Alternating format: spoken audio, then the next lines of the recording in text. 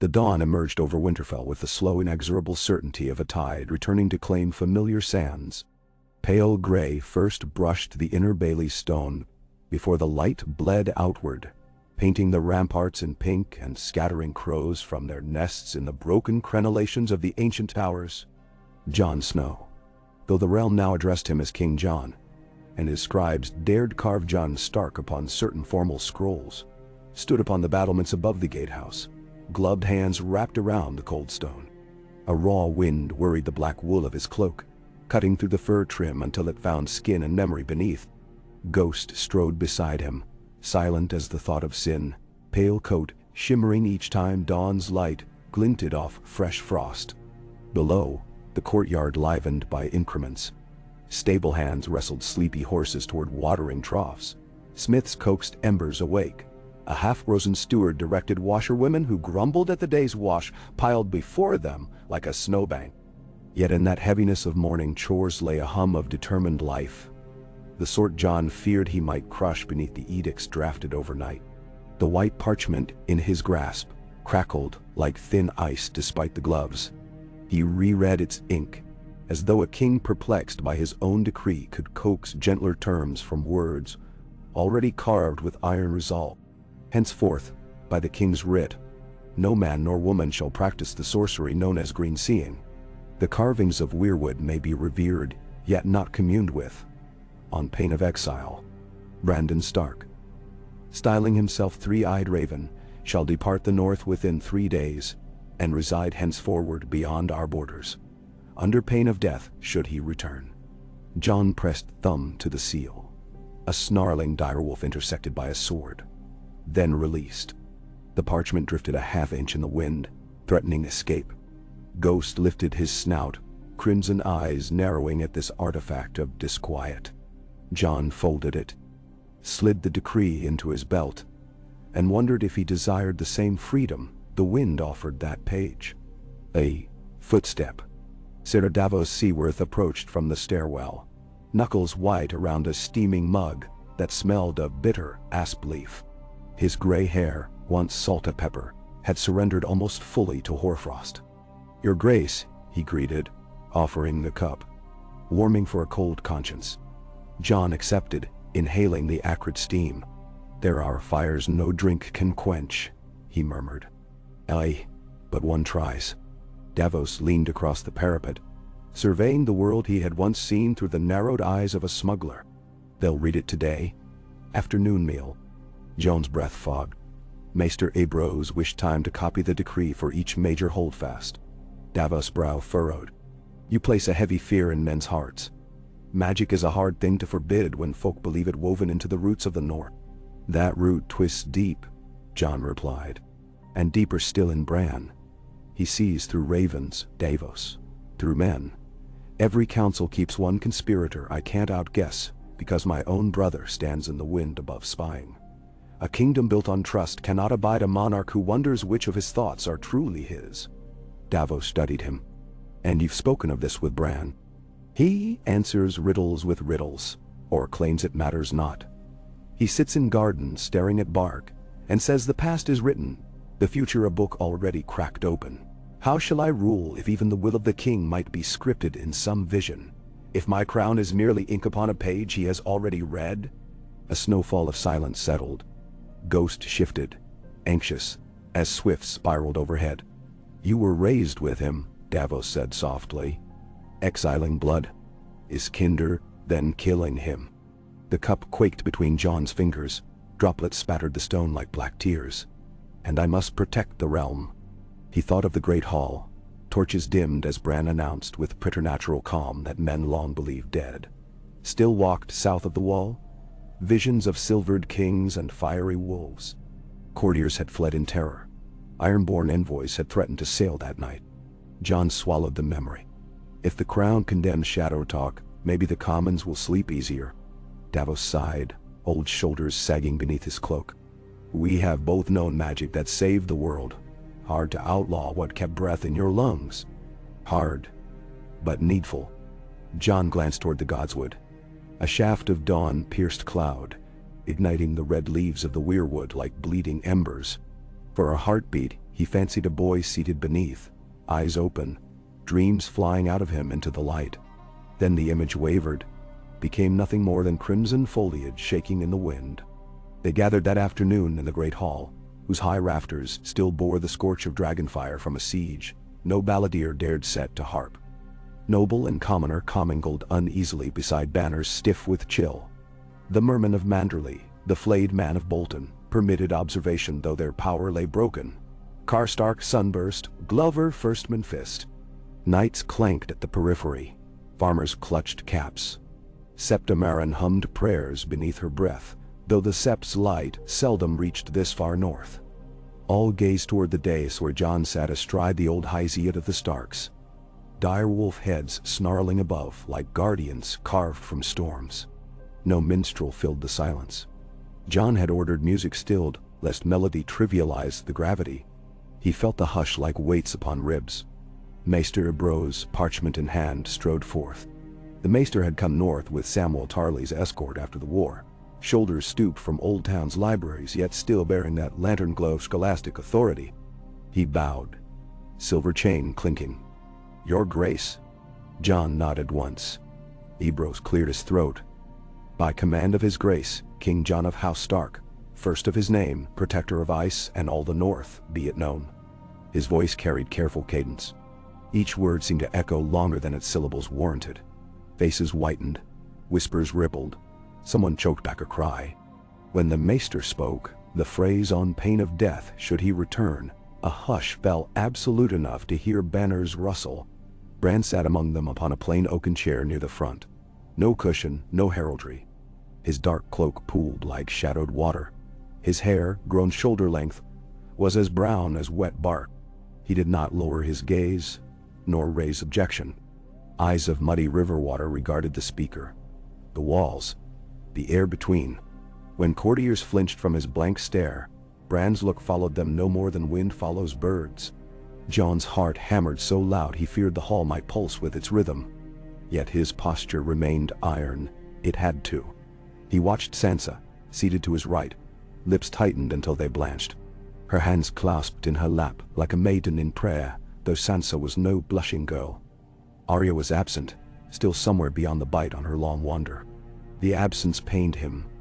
Of all his kin, Arya alone might have carved through the tension with a jest or a dagger.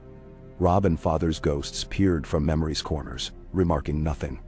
When Ebrose finished, the parchment trembled. Jon rose. "You have heard your king," he said, voice steady. "The north must be safe for plain folk to dream in honest sleep. The wild past is a tale for singers alone." He could not bring himself to glance at Bran. Bran spoke without standing. "It is done, then." Those 4 words seemed to frost the brazier fires. Jon felt each syllable crawl beneath his skin. "You are given 3 days," he told Bran, matching calm with calm. "Supplies and escort to whichever border you name." "I will go to the wall," Bran answered. A murmur. Jon frowned. The Night's Watch was dissolved, its castles half ruined. "The wall remembers," Bran said. "Someone must." Ghost emitted a low growl that vibrated against Jon's calf.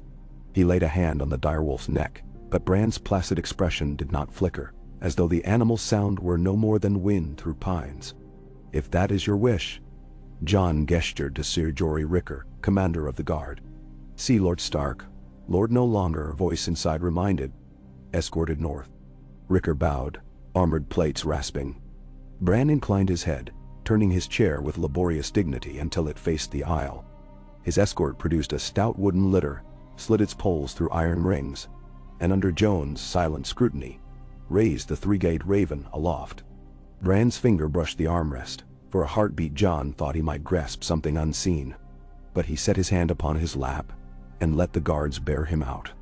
The door boomed behind. Jon's lungs remembered breath. Murmurs surged like floodwater. The hall became a storm of suspicion and gossip. Maester Ebrose tried to quiet them, but words of law seldom pacified fear. In the corner, a bearded fisherman crossed himself as though a stranger god might lend ear. When Sansa rose, her chair scraped stone like a blade unsheathed. "Enough," she said. No shout, yet the hall obeyed. Return to duties. The king's word is plain. When they emptied, Jon remained standing, eyes locked upon the door where Bran had vanished. His sister approached step by measured step. Dot-eyed. "He will forgive you," she said. Jon shook his head. He foretold winter's end and the death of the dead. But he never spoke of this. Sansa laid a hand upon his sleeve. Perhaps he saw it and accepted. Or perhaps, Jon whispered, he saw further than I dare look. Wind clambered through Winterfell's godswood 3 nights later, carrying scents of snowmelt and sap. Beneath the weirwood's bleeding leaves, the pool lay mirror-still, reflecting argent stars that trembled in its black heart. Bran sat alone in his chair upon the mossy lip. Ravens lurked silent in overhead branches, feathers slick and moon glistening. He breathed deep, feeling the cool air expand within borrowed lungs. Though the escort camped just beyond the gatehouse, they granted him this farewell with cautious relief. Soldiers, like children, feared the old gods after nightfall. Bran thanked them silently, for whispers carried well in leaf and root, and his gratitude would find them whether they wished or no. He closed his eyes. The forest opened. He soared among branches, a flurry of wings without number. He sensed the warm thrum of blood in a heart's throat as it drank from some distant stream. He glimpsed a dusty hall, where old men argued over parchments inked with dragon sigils. He flew above King's Landing's charred stones and alighted upon the shattered throne where a blond boy's bones still lay broken. Then beyond to the citadel, where a candle of obsidian glass burned at both ends, and further still to Fargoth Ashai, where a woman wept molten tears that hissed upon black sand. But vision drifted, always, back to the north, back to a white wolf pacing ramparts, to a man staring skyward asking unseen saints for absolution. Bran let the river of time flow. He saw young Eddard kneeling before a heart tree, felt the chill agony of his secrets. He saw Lyanna ride with laughter trailing like ribbons. He saw Jon's first breath, and his mother's last. He saw the wall rising millennia before either child or dream or oath.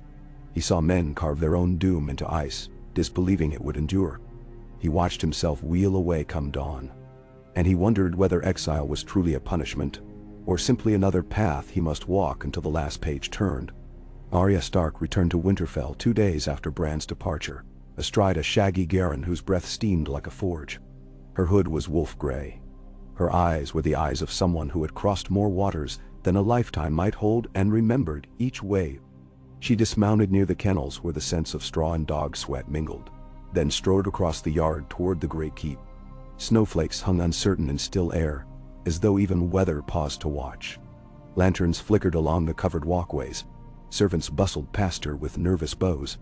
One, braver than the rest, whispered, "My lady, your brother, he waits in the solar," and fled. Arya found Jon alone with Ghost. Maps unfurled across the broad pine table depicted the gift, long-abandoned holdfasts, rumors of free folk enclaves. Candles guttered low, accentuating hollows beneath Jon's eyes. He looked up.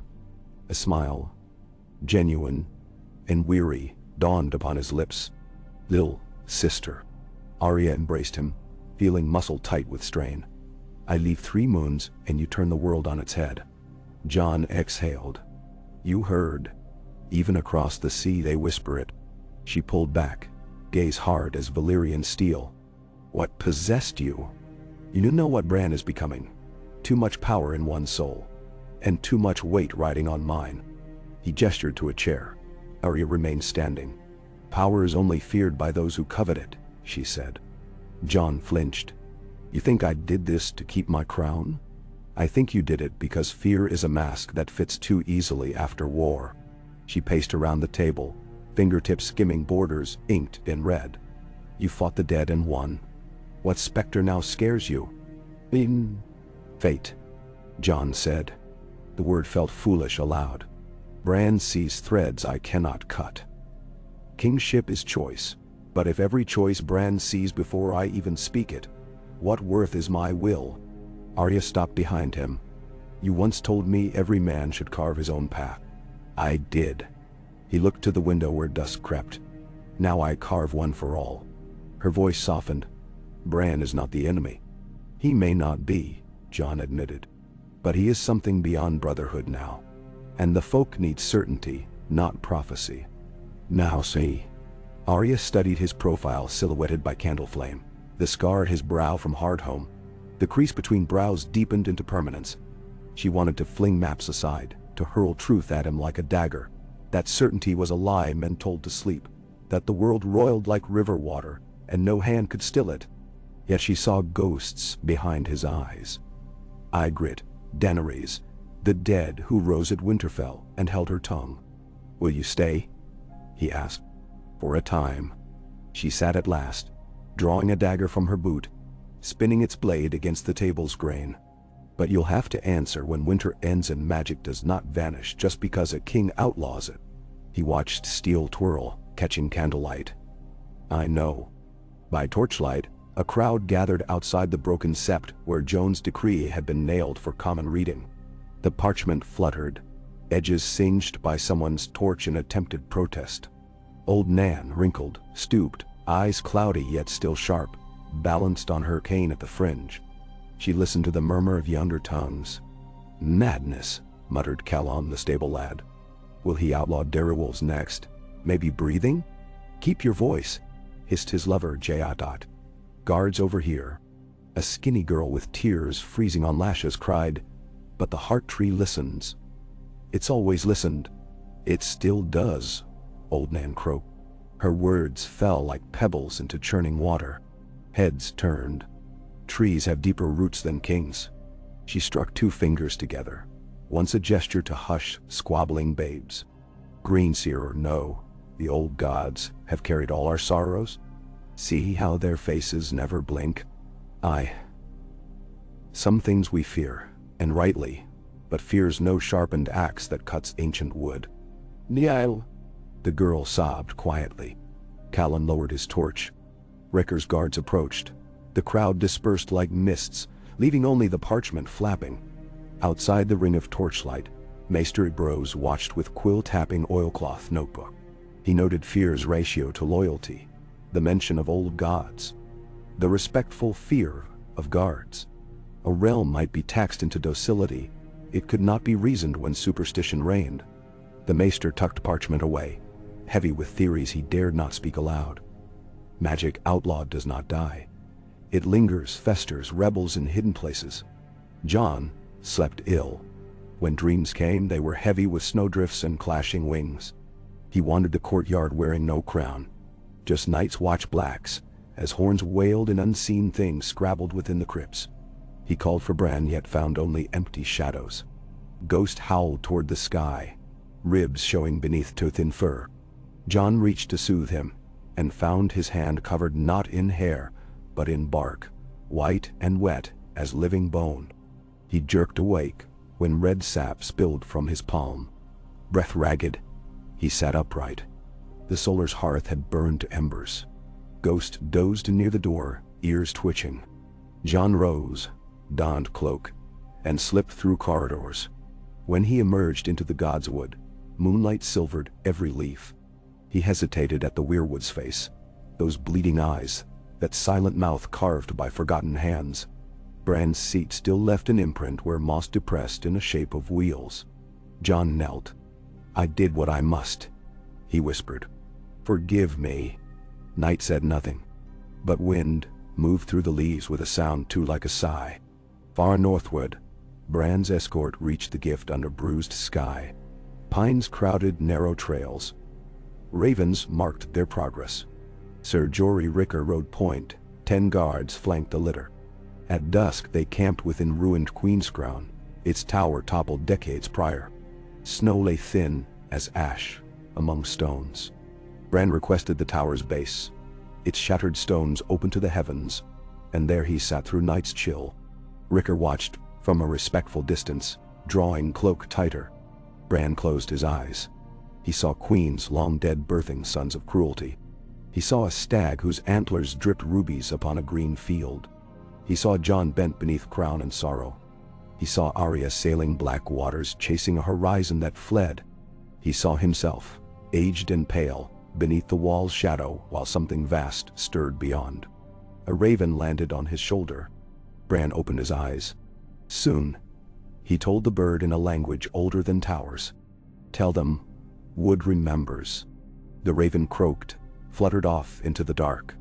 Morning's red gold flamed across low clouds when the escort sighted the wall. Even ruined, its presence dwarfed stone and man alike. Gaping holes scarred its ice. The great gate hung crooked, yet cold radiated from the remains. An ancient warning. Ricker shifted uneasily. No shelter here, my lord, he ventured. I need no shelter. Bran's gaze traced the charred breach where Viserion's fire had melted centuries of fortification.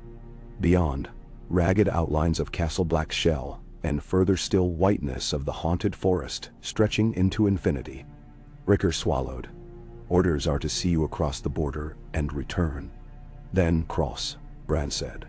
I release you. They built a small sled, lashed like a travois. Two brothers hauled Bran through the breach, and onto the crunchy snow of the unclaimed land north. He thanked them by name, though the men had never offered it. They glanced at each other, spooked, and hurried back through the gap, not once looking behind. Bran sat alone. A hush engulfed him. Snow whispered against ice. He closed his eyes and let the wall's memory pour into him. Vows spoken, betrayals carved, horns blasted, giants slain, dragons crying. He felt anger of old nights, joy of first watchmen gazing at sunrise, despair of children lost to white cold. All of it pulsed like blood in stone. Far off, wolves howled greeting. Bran opened his eyes. I am here, he told the emptiness. I will remember for you. Beyond the forest, something stirred. No malice he sensed, only waking. He waited. In Winterfell, Jon studied dispatches. Reports of fishermen in the rills claiming to see ghost fire dancing upon waves. Tales of a child touching a heart tree and emerging with eyes half a-white, speaking tongue unknown. Each parchment weighed heavier than mail armor. Still, he would not rescind the law. To do so would be to confess doubt, and doubt, he feared, would unravel him before lords who balanced alliance on edge of blade. Sansa advised caution. Davos counseled his conscience. Arya watched, testing him with silence as sharp as any sword. Yet no one could answer the question he dared ask only Ghost in sleepless hours. Had he traded one war for another subtler kind, where enemy and heart were the same? When the first raven arrived, from Queenscrown, bearing black feather and a shard of weirwood bark wrapped in cloth, Jon felt something crack inside. The note carried no ink, just the bark. He stared at it, fingers trembling. Arya stood at his shoulder. He's telling you he remembers, she said quietly. Jon lifted the bark to the candle. Sap glimmered red. Weeks edged forward. Snow thickened. Trade slowed, but did not cease. Farmers gathered last root harvest. Yet beneath the normalcy of winter's onset, conversation drifted toward forbidden matters like smoke through rafters. Greenseer, they whispered in taverns. Skinchanger, Witch King. Some cursed Bran as demon. Others hailed him prophet wronged. Priests of the red gods seized chance to preach. Fire over leaf, light over darkness. Meanwhile, the weirwood stood silently, and those who prayed before them felt as they always had, observed by faces too ancient for mortal memory. Jon rode patrol among his bannermen to prove the king unafraid. At dusk of the Third Circuit, they camped near Fever River. Ghost prowled perimeter. White shape almost luminous. Jon warmed hands over a brazier and listened to the men mutter. One young Karstark asked if direwolves felt the pull of old gods. Jon said they felt only their own blood. But he wondered what blood ran in him. Direwolf, Targaryen dragon, bastard of both and none. That night, as snow stilled the campfires, Jon dreamed of a red door opening onto an endless hall, lined with heart trees, each bleeding into a shared river of sapid gut. At the far end, Bran waited seated on roots shaped like a throne. Jon tried to walk, but the river flooded ankles, knees, waist, warming like fresh spilled blood. When it rose to chest, he realized it was not blood but memory, and every step stirred pictures. His father's voice? Ygritte's laugh? A dragon's dying scream? He called Bran's name. Echoes replied, "Remember, remember." He woke gasping. He did not speak of the dream. Kings should dream of the morrow, not the yesteryear. Yet all the morrow seemed written behind Bran's placid eyes, and Jon felt time coil like a whip. At the wall, Bran rebuilt. Ravens gathered in flocks, churring in strange chorus. Sworn brothers long dead walked again in memory of stone. Bran spoke to them softly, coaxing stories into frostbitten air. The magic Jon outlawed quickened here. For here, its roots ran deepest. Bran did not mean to defy his brother. He meant only to keep alive what kings could not kill. But north of him, beyond white horizons, something else awoke. No blue-hide army of silence, yet kin to it in some forgotten manner, birthed from the void men carrion hearts when night hushes hope. Bran felt it stirring each time the wind cut sharper than shadow. He knew it would seek warmth of life. And he knew that walls, whether built of ice or law, seldom halted what the world birthed in secret. He would remember. He would watch. And when time ripened, he would choose, though choice, like fate, might simply be another word for the single path all eyes eventually open upon. As winter deepened, so did the gulf among siblings. Sansa kept courts, weaving alliances with a smile that never reached her steel-blue gaze. Arya drifted like wind between corridors and battlements, a wraith whose daggers spoke more than lips. Jon stood at center, a man wearing crown heavy as chains. The silence between them grew loud. One night, Arya found Jon alone in the crypts. Candles flickered along stone sarcophagi, dust glinted in flamelight. He knelt before Ned Stark's statue, head bowed. Footsteps echoed. He did not startle. "Father never feared stories," Arya said. Jon's voice emerged hoarse. "Father did not know them as living things." She stepped beside him. Gaze upon stone likeness of their father's calm face. "Living or not, they shape us. We choose what shape we give them." He lifted eyes clouded with worry. "What shape have I made? Ask me in spring." She offered a hand. He took it. Warmth shared in crypt's chill. They stood thus before ancestors, two children grown into wolves, gnawing at their own tails. Outside, snow-draped Winterfell whirled in hush. Torches flickered. Somewhere, a stable hand hummed a lullaby whose words predated Old Tongue. The heart tree listened. Above the wall, Bran looked south, sensing tension thick as ice about to break. He spoke to ravens, to wolves lost in woods, to sap coursing beneath frozen bark. The song of the world played on, its refrain unchanged. What is remembered lives, and what lives can change? He waited. And in Jon, between hammer strikes of duty and anvil of fear, grew a question as relentless as winter itself. If a king banishes magic but magic remains, who then has truly been exiled? He carried that question into each dawn, until dawn itself seemed the shape of doubt. And still snow fell, blanketing past and future alike, demanding footfalls to write a fresh story upon its surface. Footfalls that might yet be his, or Bran's, or another's altogether. The world held its breath, as if aware that a single exhale might scatter every careful decree like frost in a rising sun. Inca. The wind shifted, and, as if on command, a long moan rolled across Winterfell's curtain wall, echoing through the snow-laden courtyards and empty galleries like the unquiet voice of a ghost. It was the hour between moonset and dawn, the blackest wedge of night, when lamplight faltered and men dreamed uneasy dreams. Jon Snow, King Jon, they called him even in his own thoughts now, paced the mosaic floor of the library tower, boot heels clicking a restless counterpoint to the hush. Shelves stacked with vellum and rag paper leaned inward, witness to the silent argument raging behind his eyes. Above him rafters creaked in a rhythm that made him think of a knell. The brazier hissed. Sparks spiraled upward, brief orange blooms before the darkness swallowed them. Outside, a flurry of snow dusted the arrow-slit windows, rattling against stone. Jon paused at one of the narrow openings and pressed a gloved palm to the sill. The cold bit through leather and skin to bone. jarring clarity into his mind like a slap. He turned to the table. Spread before him lay 6 letters.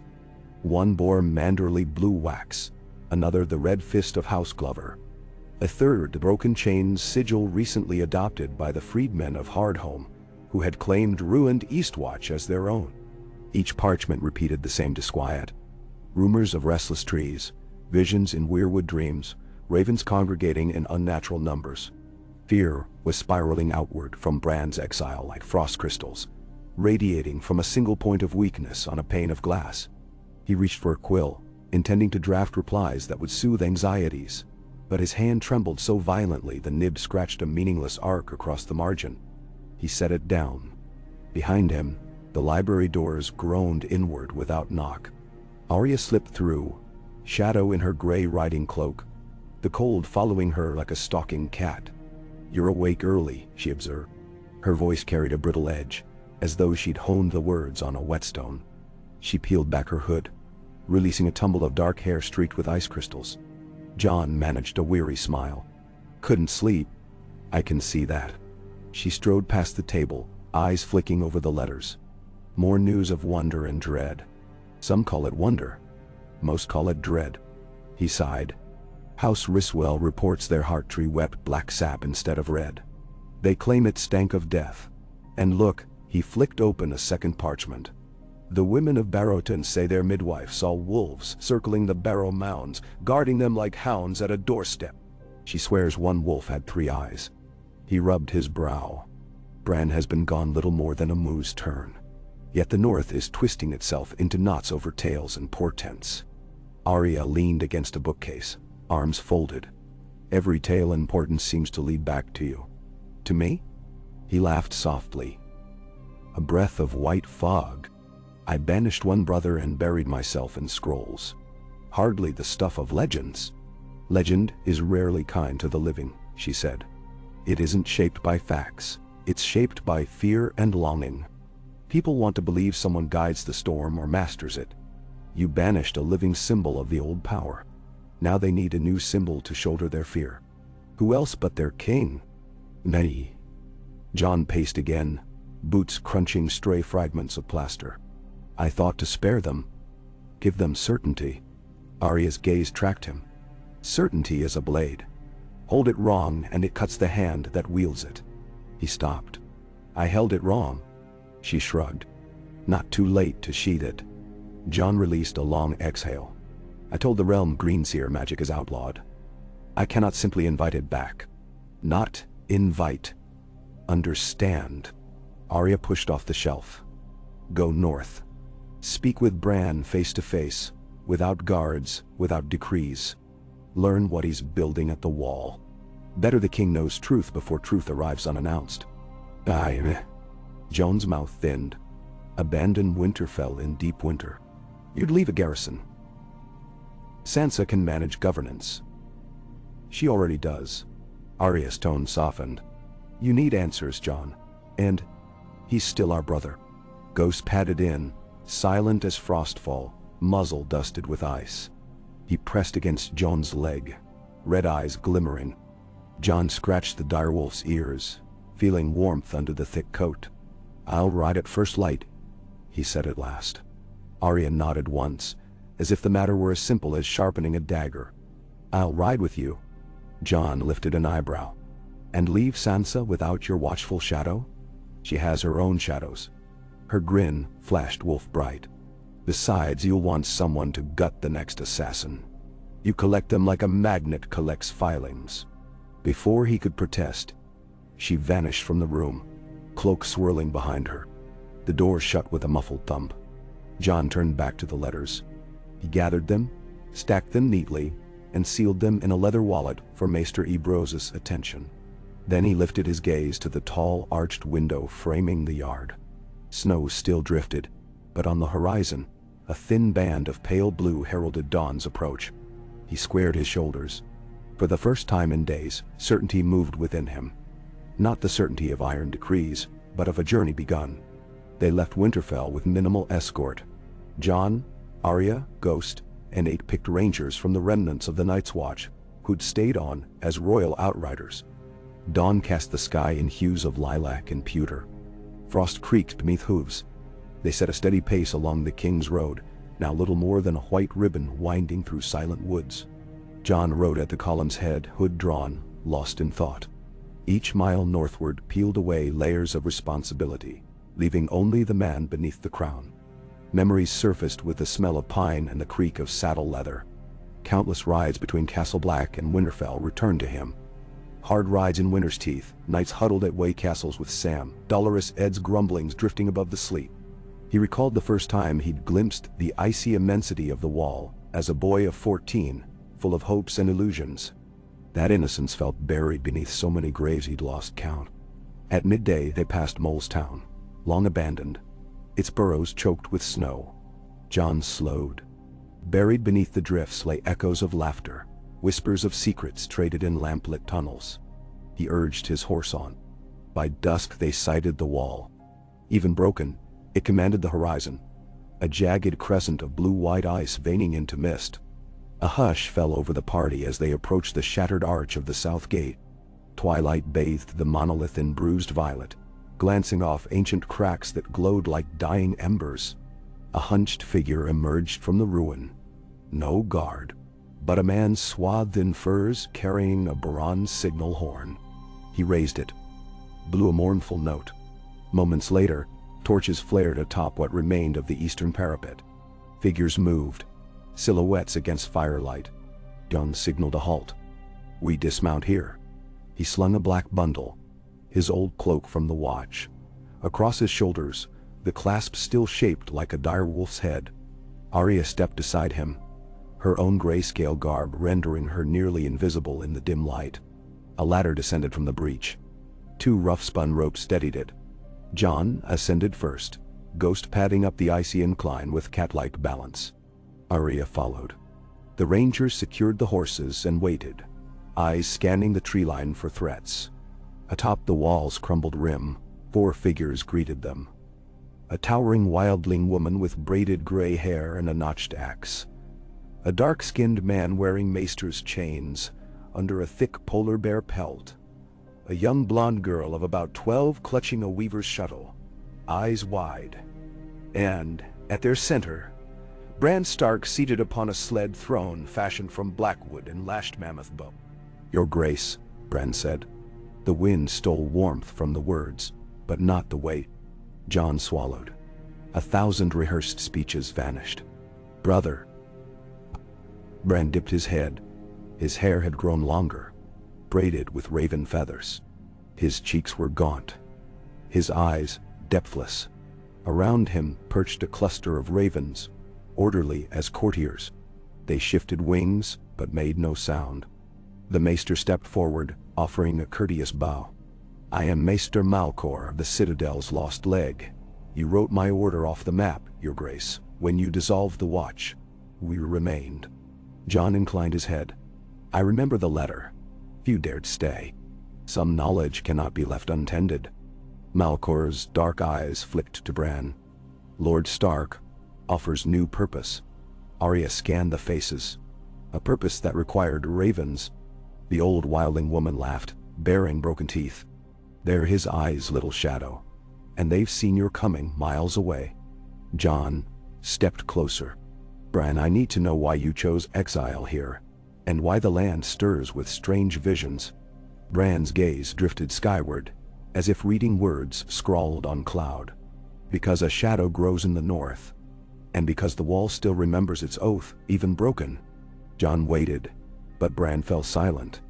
The ravens shifted.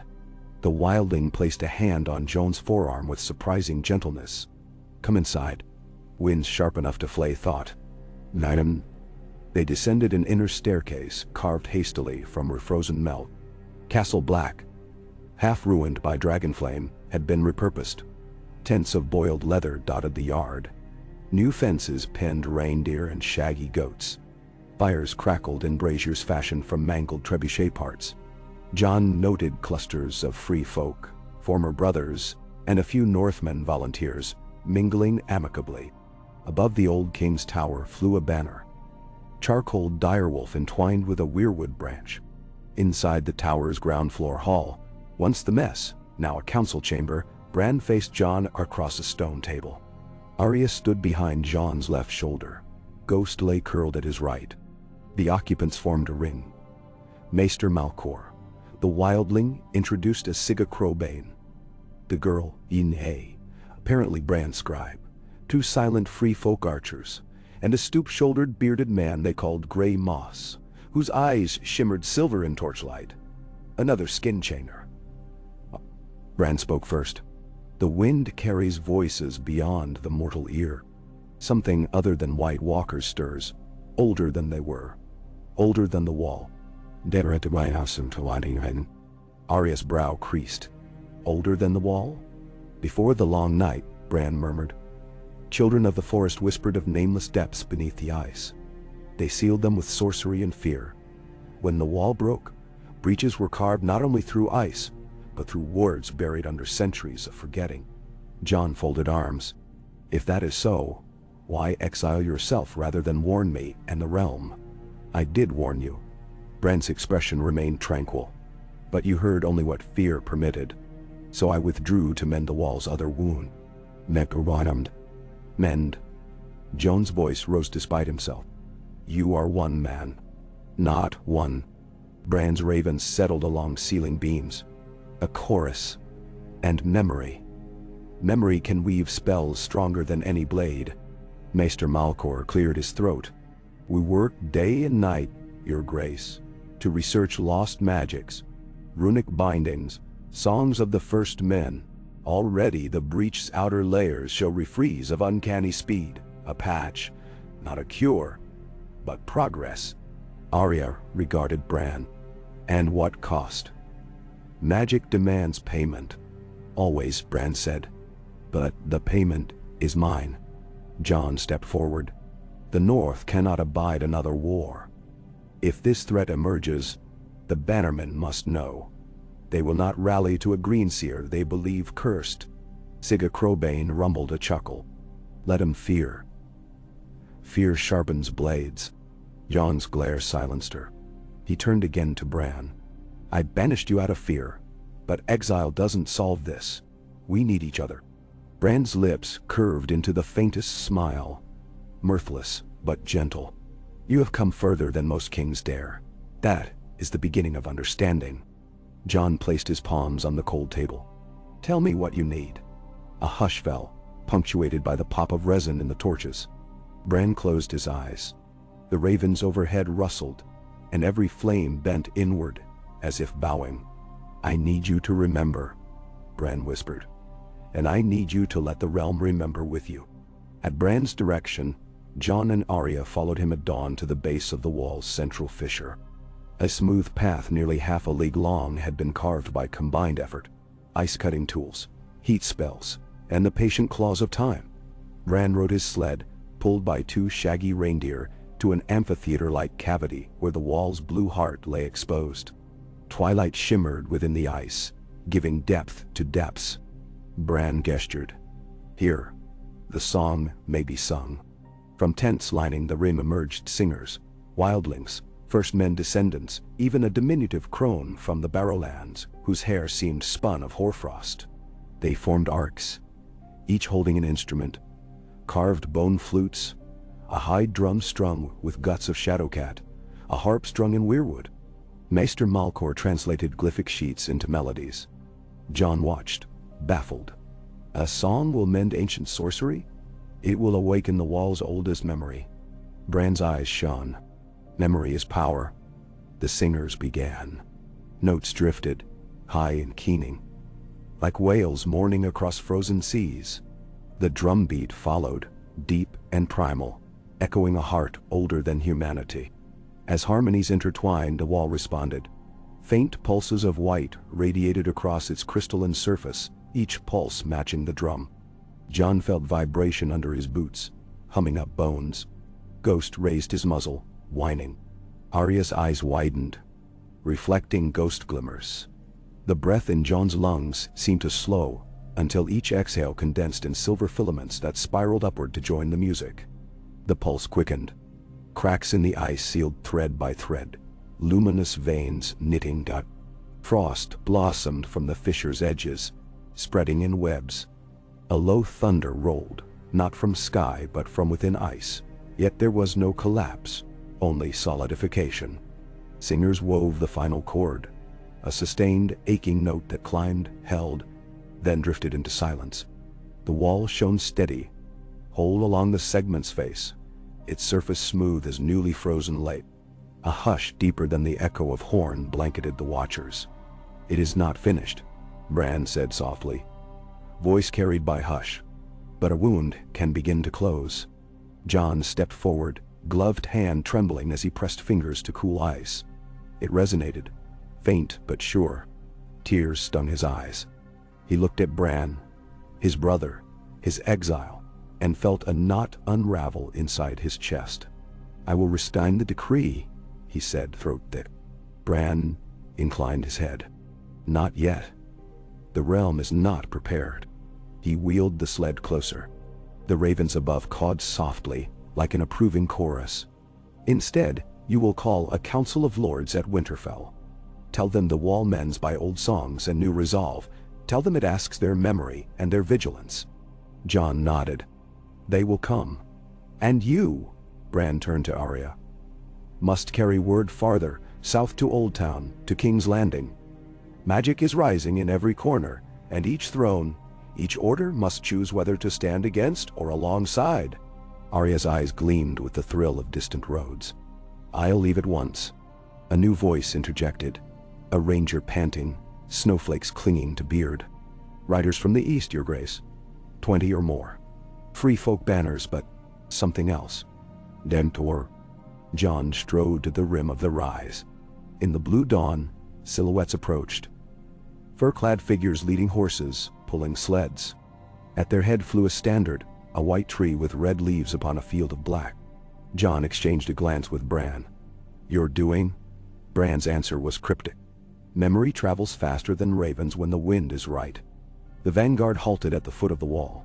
A woman in slate-gray armor emerged, helm under arm, Val, sister-in-law to the late Mansraider. Her gaze scanned the ramparts until alighting on Bran's form. She cupped hands around her mouth. "Three-eyed raven, we felt the old song in our bones and followed it. The wild knows a gathering storm." Her voice carried, "We come to stand at your side." Sigga Crobane laughed deep in her chest. "Ha! The witchmen feared the wolf's bite, but now the free folk come wagging tails." Val shot her a glare. "Better wagging than cowed." She faced Jon. "Snow, king now, they say. You speak for the Kneelers." "I do," Jon called. "Then know we pledged no bonds to Southron crowns. But we remember your fairness at Heart Home. And we remember your sword raised for the living. If you call for arms against darkness, some will answer." She pointed toward the ice. "Show us the mending." Bran gestured. The singers resumed a softer refrain. The ice gleamed again, bands of living light cascading. Val's expression softened. Respect or awe, Jon could not tell. Jon descended to greet them personally. Treaties forged in the bite of winter lasted longer than vellum. As he waded through crisp snow, he realized the decree he had penned in terror was no longer a chain but a choice, to bind or to release. Choice remained his greatest power. Within days, runners sped south with news. The wall heals, the king seeks a council of banners. The free folk align with the realm to guard the north. Responses filtered back, swift as hope. Manderley pledged ships for supply. Lady Dustin, skeptical yet intrigued, promised scouts. Even Lyanna Mormont, fiery, unbowed, sent word that Bear Island would stand as shield. Sansa Stark, holding Winterfell in Jon's stead, tasted the winds of change. She penned invitations to every notable house within 300 leagues, wording them with the diplomacy of a woman who had survived vipers in courts far harsher. "Attend, in the name of peace and the survival of men," she wrote, "or break faith and face a lineageless night." Sigils rode out on ribbons. Crane of Serwyn, Umber Giant, Griffin of Wingle. But darker banners stirred as well. From the Dreadfort's ruin, scattered Boltons whispered of vengeance born anew. Far to the south in the seats of power, Red priests saw omens of their lord's secret hour. Maesters debated under glass candles that flickered condemningly. And in King's Landing, Queen Tyenna Lannister, Cersei's little-known bastard niece raised in orange-scented mire, listened to spies speak of Greenseer kings and living walls, and her dreams filled with images of color beyond mortal sight. Within the citadel, archmaesters argued whether to throttle or chronicle this resurgence of the mystical. Quills scratched. Ravens flew. The world passed the threshold between disbelief and dawning wonder. On the third morning after the song, Jon rode the repaired stretch of wall alongside Bran's sled Sigga and Val de Winde. Ghost trotted ahead, leaving prints that would freeze into memory. The horizon gleamed white and pink. Jon felt the world breathe. "Something still comes," Bran murmured, gaze fixed beyond the haunted forest. Jon followed the line of his sight. What shape? Not shape. Intention. Bran's voice trembled for the first time Jon could recall. It drifts like smoke across the ice. A forgotten child of the world, angered by neglect. Jon tightened his gloves. Then we'll meet it. Men, women, free folk, north and south. And now? Not enough, Bran said. He turned his head toward Jon. We need the land itself to wake, and that means unshackling it from fear. Jon breathed in the cutting air. He thought of his decree nailed to the sept wall, the fearful eyes of commoners, old Nan's frail voice warning of ancient roots. He saw again the letters on his library table, each dripping unease. I will call the lords, he said. I will confess my fear, and I will ask the realm to remember, not deny. Bran nodded. When fear is confessed, memory finds fertile soil. A raven landed on Bran's sled. Its beak glittered with frost. Bran stroked its neck. Go, he told the bird. And it lifted, wings beating the dawn. Jon watched it soar across the brightening sky. He felt the weight of his crown lighten, not because its burden diminished, but because he shared it now with wind and song, and the stubborn beating heart of mortal and memory alike. That night in the king's tent near the base of the wall, Arya studied a newly drawn map by lantern light. Her route south traced a serpentine course, last Hearth to Deepwood to Fair Isle, then by ship to Old Town. She gathered supplies, dragonglass daggers, Valyrian steel needle, extra coil of rope, small sealed vial given by Bran. For dire peril only. When she tied the map shut, Jon entered, a fur of rime clinging to his cloak. You leave at dawn, he said. Sooner. She laced her satchel. The sooner South hears, the sooner they'll heed. Jon clasped her shoulder. Be careful. I never am, she replied lightly. But her eyes softened. She pulled him into an embrace, chin digging into his collarbone. Remember why you're king. Not for crowns, or laws, or songs, but for the living. He kissed her brow. I remember. She stepped back, donned her hood, and was gone into the night. Jon lingered by the open flap, staring at the wall's luminous seam. In the glow, he saw not ice and stone, but a future written in brittle lines, one that could yet shatter or hold. He turned, fetched parchment and quill from his traveling chest, and began to write. To the lords of the north, and to all honest folk who call these lands home, I, Jon of House Stark, confess my fear, and beg your courage. Ink flowed. Words poured as though the song of the wall guided his hand. He wrote until fingers cramped and quill blunted. He sharpened it and wrote more. Dawn's pale. Rose bled into the sky by the time he finished, sealing each letter with wolf and sword intertwined, but adding now a branch of weirwood behind. Wolf, sword and tree, bound together. He summoned a courier ring, placed the letters into oiled satchels, and watched them take wing east, west, south. The future would answer. In a frozen vale east of Frostfangs, something stirred, barely a shape, more a ripple of dark beneath moonlit snow. It slid like fluid shadow, leaving no track. The hidden, the children of the forest had called it, though even they dared only whispers. It had once patrolled borders between life and deeper things, given toll in blood and dream. Sleepwalkers glimpsed it in nightmares. Now fractured wards beckoned it forth from cavern pools of silence where it had waited. Hunger, not for flesh, but for the forgetting of flesh, drove it ever southward. Ravens overhead scattered, shrieking into night. Far away, Bran's eyes flew open. He gasped. In Winterfell's Godswood, the face in the tree wept a single line of black sap. Silent punctuation in the snow.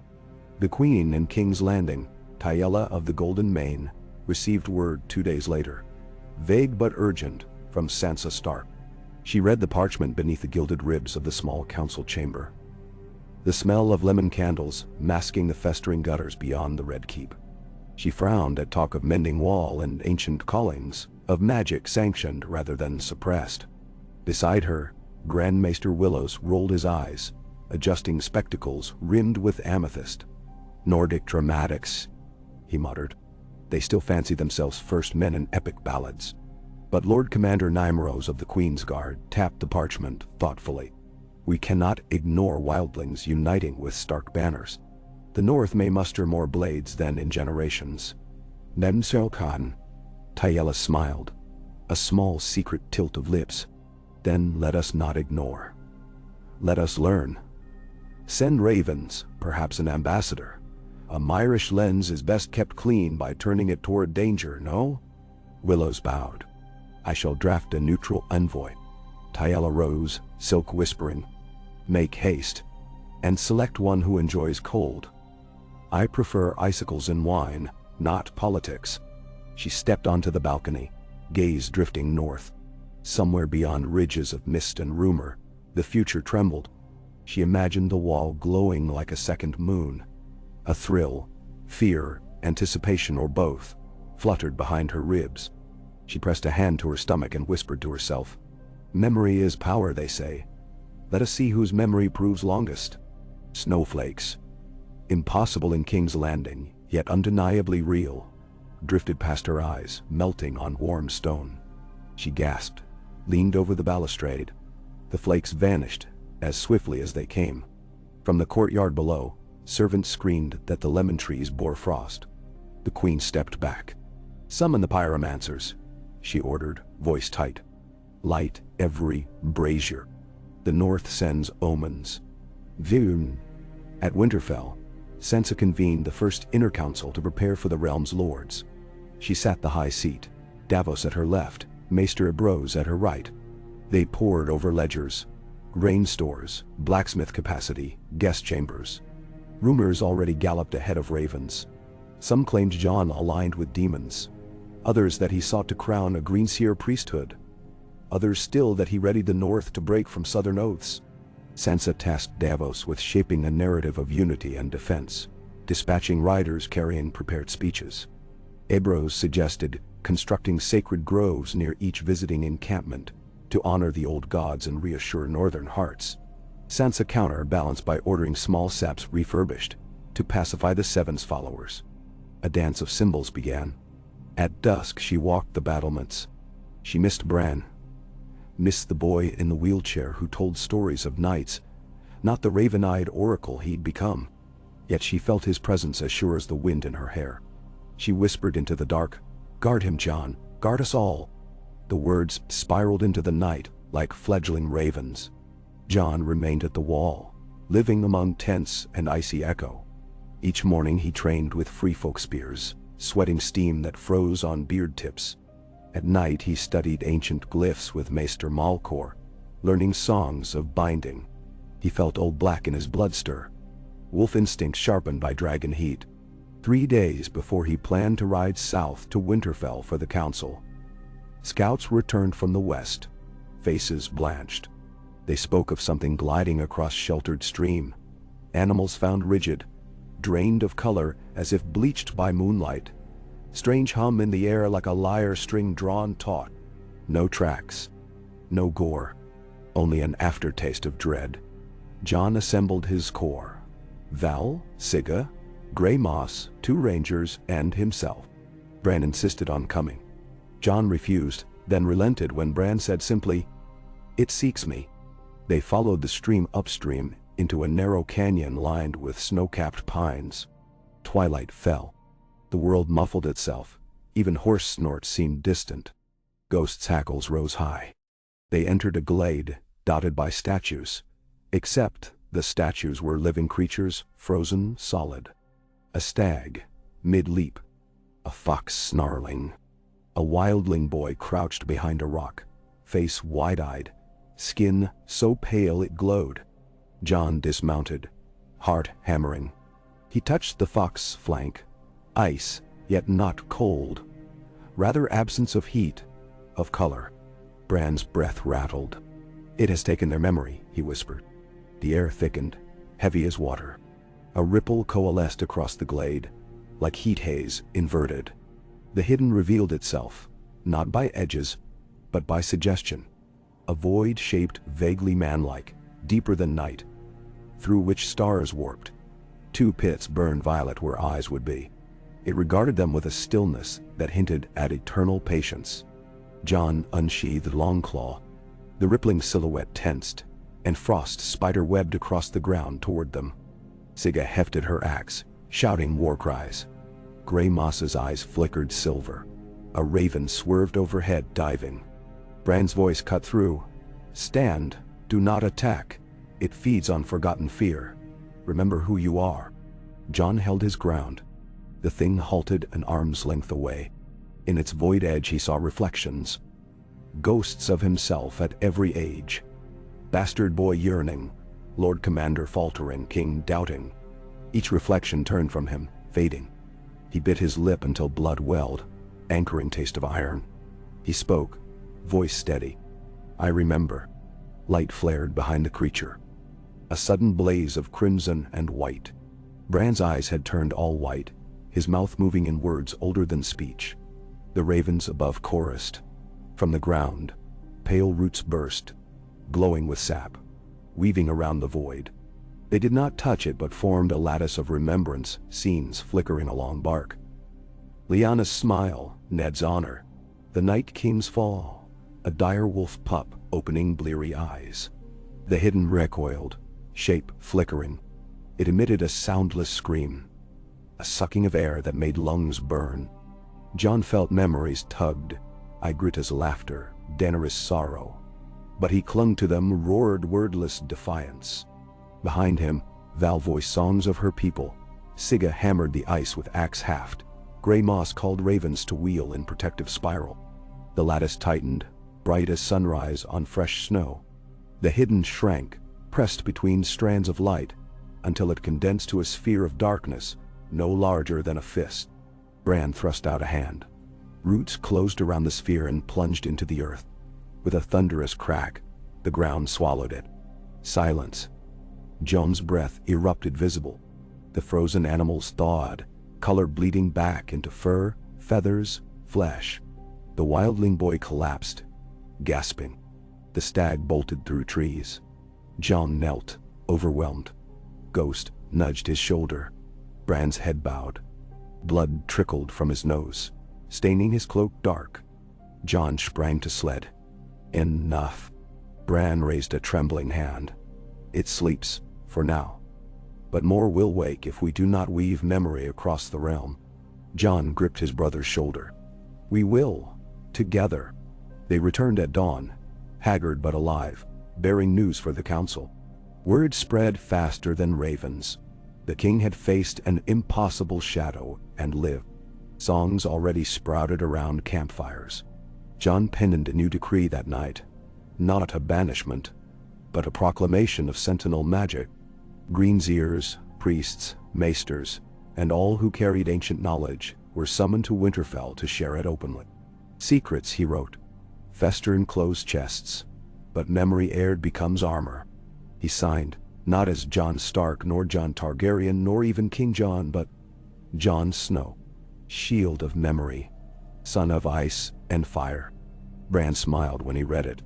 Remembering begins with names. On the eve of departure south, snow ceased.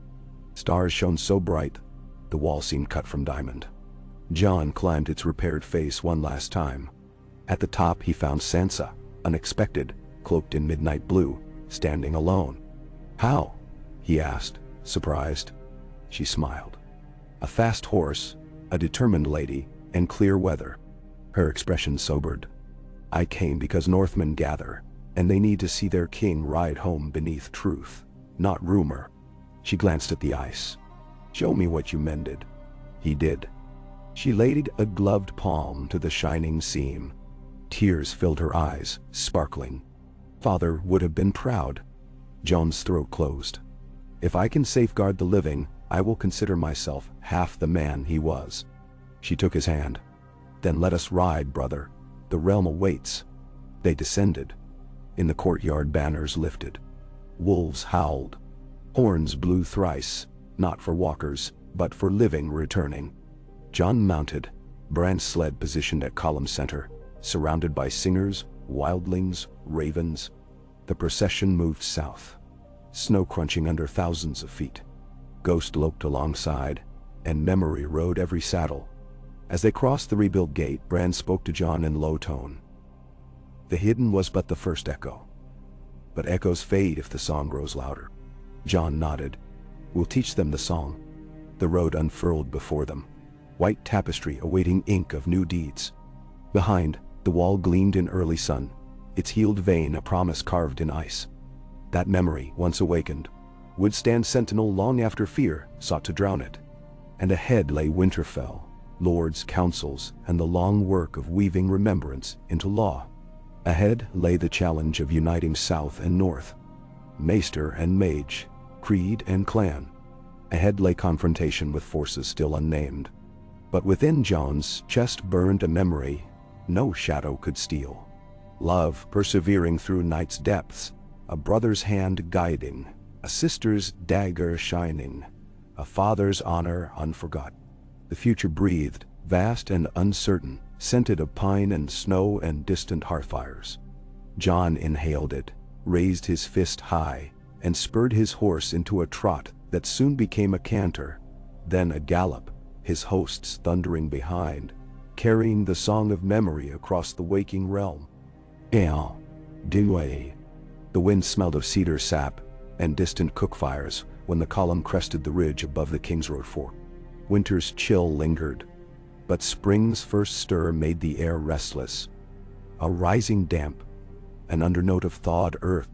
Jon Snow rided in beside a toppled milestone half buried in slush. Below stretched the great valley of the White Knife, its frozen ribbon cracking and murmuring as meltwater pushed beneath crusted ice. A haze of wood smoke hovered over Winterfell's rooftops, far to the southwest. Home, fortress, crucible for the truths he carried. Bran's sled had halted beside Jon's horse, sleigh runners rasping on coarse snow. A fresh linen bandage circled Bran's brow where blood had leaked in the confrontation with the hidden. The wound had closed, but fatigue clung to him like frost on pine needles. He surveyed the distant castle with calm too old for the boy Jon remembered. "They're waiting," Jon said, voice low. "Aye," Bran murmured, as though overhearing a secret already spoken. Behind them, the procession reorganized. Free folk scouts rode light stagskin ponies. Knights Watch outriders guided lumbering supply wagons. Singers from half a dozen clans strung bone harps over shoulders. The ravens that shadowed Bran's sled wheeled overhead, black flecks freckling a pale sky. Sansa emerged from the ranks, cheeks flushed pink beneath her fur hood. "The lords assemble on Winterfell's green," she called.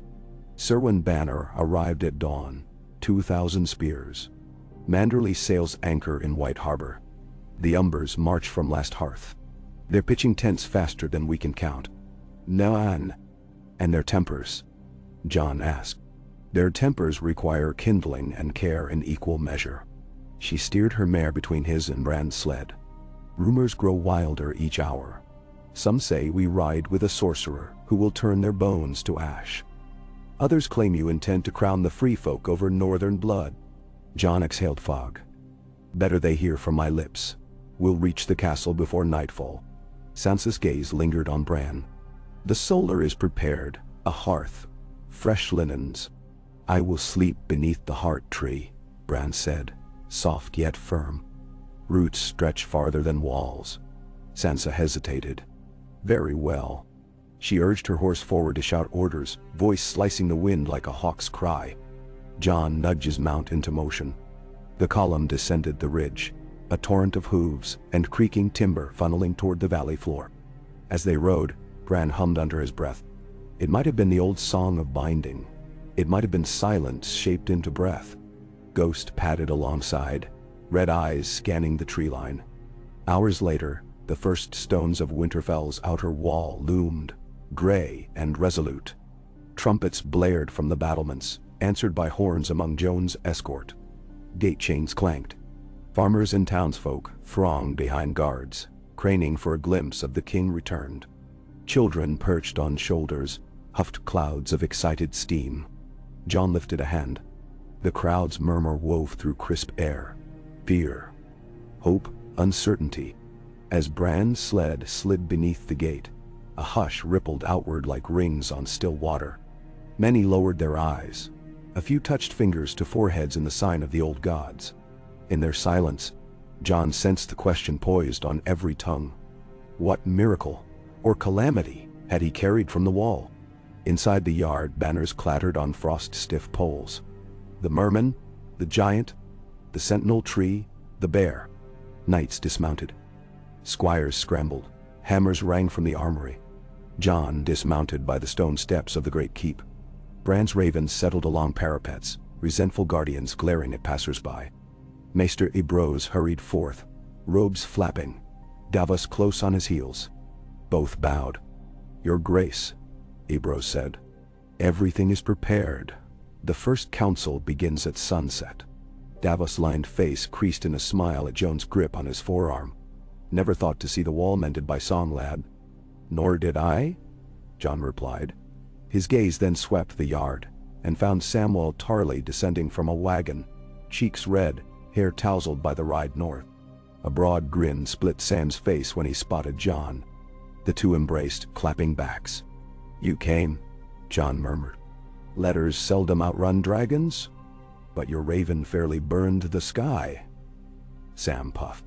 "The Citadel gasped when I spoke of living ice and memory. They granted me leave, though not all hearts were pleased." He sobered, glancing at Bran.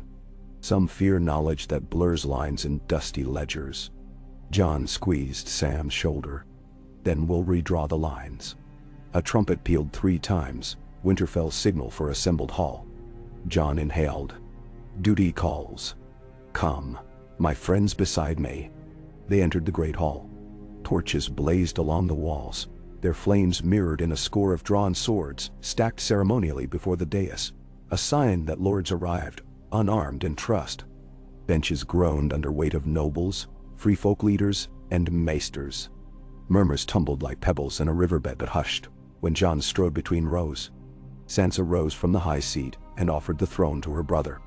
Jon took it reluctantly, ghost settling at his feet. Bran's sled halted left of the dais, facing the assembly. The lord's eyes darted from Bran to Jon, uncertain which carried the sharper blade. Ravens perched upon iron sconces overhead, feathers whispering. Maester Ibroz sounded his staff. "Lords of the North, free folk of the Frostfangs, sworn brothers, and all gathered," he proclaimed. "Hear the words of your king." Jon stood. "I thank you for braving road and winter at my call. You have heard rumors. You have heard fear." His gaze met faces. Lyanna Mormont's fierce scowl. Lord Glover's skeptical pinch of lips. Lord Wyman Manderley's watery eyes gleaming beneath bushy brows. "I will lay truth bare." He recounted the decree that had outlawed Greenseer, confessing the fear behind it. He spoke of the breach at the wall, of the hidden's hunger, of Bran weaving song and memory to seal the wound. As he spoke, torches dimmed, Bran's ravens settling wings, shadows dancing eerily across stone. Gasps escaped when Jon described statuesque animals and memory draining. Then Jon drew Longclaw. Silver gleamed. "Steel alone cannot shield us from foes born of forgetfulness," he said. "But memory can. Our songs, names, vows. These bind us to the living world. We will not run from magic. We will wield it as shield." He raised a scroll. "I revoke the ban. I summon Greenseers, singers, learned maesters, to teach together. We will carve runes not of fear, but of unity. Nan. Murmurs erupted. Lord Serwyn rose, brow knit, haughty. And if this sorcery turns upon us, as it near did in ages past. Bran's voice floated across the hall. Quiet, sure. Magic bound by greed corrodes. Magic fed by memory sustains. Forgetting invites hunger. Remembrance nourishes. Several lords flinched, unsettled at being addressed by a boy whose pupils seemed to reflect swirling galaxies. But no one interrupted when Bran continued. He told of ancient wards beneath ice, of spirits sealed long before human kings. He asked each house to contribute a story, a hero's name, a lost lullaby. In recitation, he said, we lay threads across the wound. When he finished, silence lingered. Sansa stepped forward, voice ringing. Winterfell offers its halls for archives of memory. A library of song and story for every clan and creed. Let each banner send scribes. Lyanna Mormont leapt to her feet. Bear Island remembers. We carved names in the ribs of driftwood boats. So waves carry them forever. We will lend axes and tales. Mendic wash. A rumble of agreement followed. Wyman Manderley thumped his cane. White Harbor's singers shall teach shanties older than Old Town. But knowledge needs coin, the North's coffers run thin. Before Jon could answer, a tall figure rose among the free folk. Tormund Giantsbane, red beard braided with bone. Coin? He barked. Free folk trade in brawn and breath. Will raise halls, fell timber, mine stone. Memory etched in blood and sweat sticks longer than gold. In Jen. The hall erupted in laughter that broke tension like ice under Spring River. Even dour Lord Glover allowed a grudging smile. Yet unease lingered. Sam sensed it. Leaned toward Jon. We must show them, he whispered. Jon nodded. Bran, can you? Bran's expression remained placid. Yes. He closed his eyes. Ravens flared wings. Torches guttered to embers. A low hum tremored through stone. On the hall's back wall, shadows coalesced into moving pictures, phantasmic, like smoke-painted murals. A direwolf pup tumbled in snow, chasing its tail. Ned Stark's smile glinted beneath a hoarfrost beard. The battle of the bastards raged in swirling silhouettes. Dragonfire roared above the wall. The Night King shattered like obsidian. Ghostly images drifted, interwoven with lilting notes sung softly by unseen throats. Lords and ladies watched, breath held. Children wept, old warriors crossed arms to hide trembling hands. The tapestry of memory closed with the image of a repaired wall, glowing dawn pink. Then shadows dissolved, torches blazed anew. Jon spoke into awed hush. These are our stories. They bind us stronger than any chain. Together we will guard them, and they will guard us. He sheathed Longclaw. Let those willing to stand sign the charter of memory. Scribes hurried with inkpots. Lords lined one by one. Even wary Glover took quill in hand after a moment's pause. Free folk leaders pressed thumbprints of buried dye beside runes. Sam added his name beneath a hastily drawn sigil of the Night's Watch. A black tower reborn. Near midnight, the last mark dried. Jon leaned back, pulse steady for the first time in moons. Yet, as revelry blossomed, ale sloshing, songs rising, he caught Bran staring into nothing. What do you see? Jon asked quietly. Bran's lips moved without sound. After a moment he answered, a library aflame. A bell collapsing. A girl in scarlet robes dragging chains across marble. Shadows dance in the south, unseen within the light. Jon's heart chilled. Another threat. Threat or test, the realm ripples far beyond Winterfell. Bran's gaze flicked to Sam. The Citadel will choose sides next. Sam straightened, weight shifting uncomfortably. Archmaesters favor caution, not war. Caution, Bran said, can look like silence, and silence can sound like denial. Memory requires voice. Jon touched Sam's arm. You will speak for us when the time comes. Sam nodded, though anxiety pinched his cheeks. If they'll listen.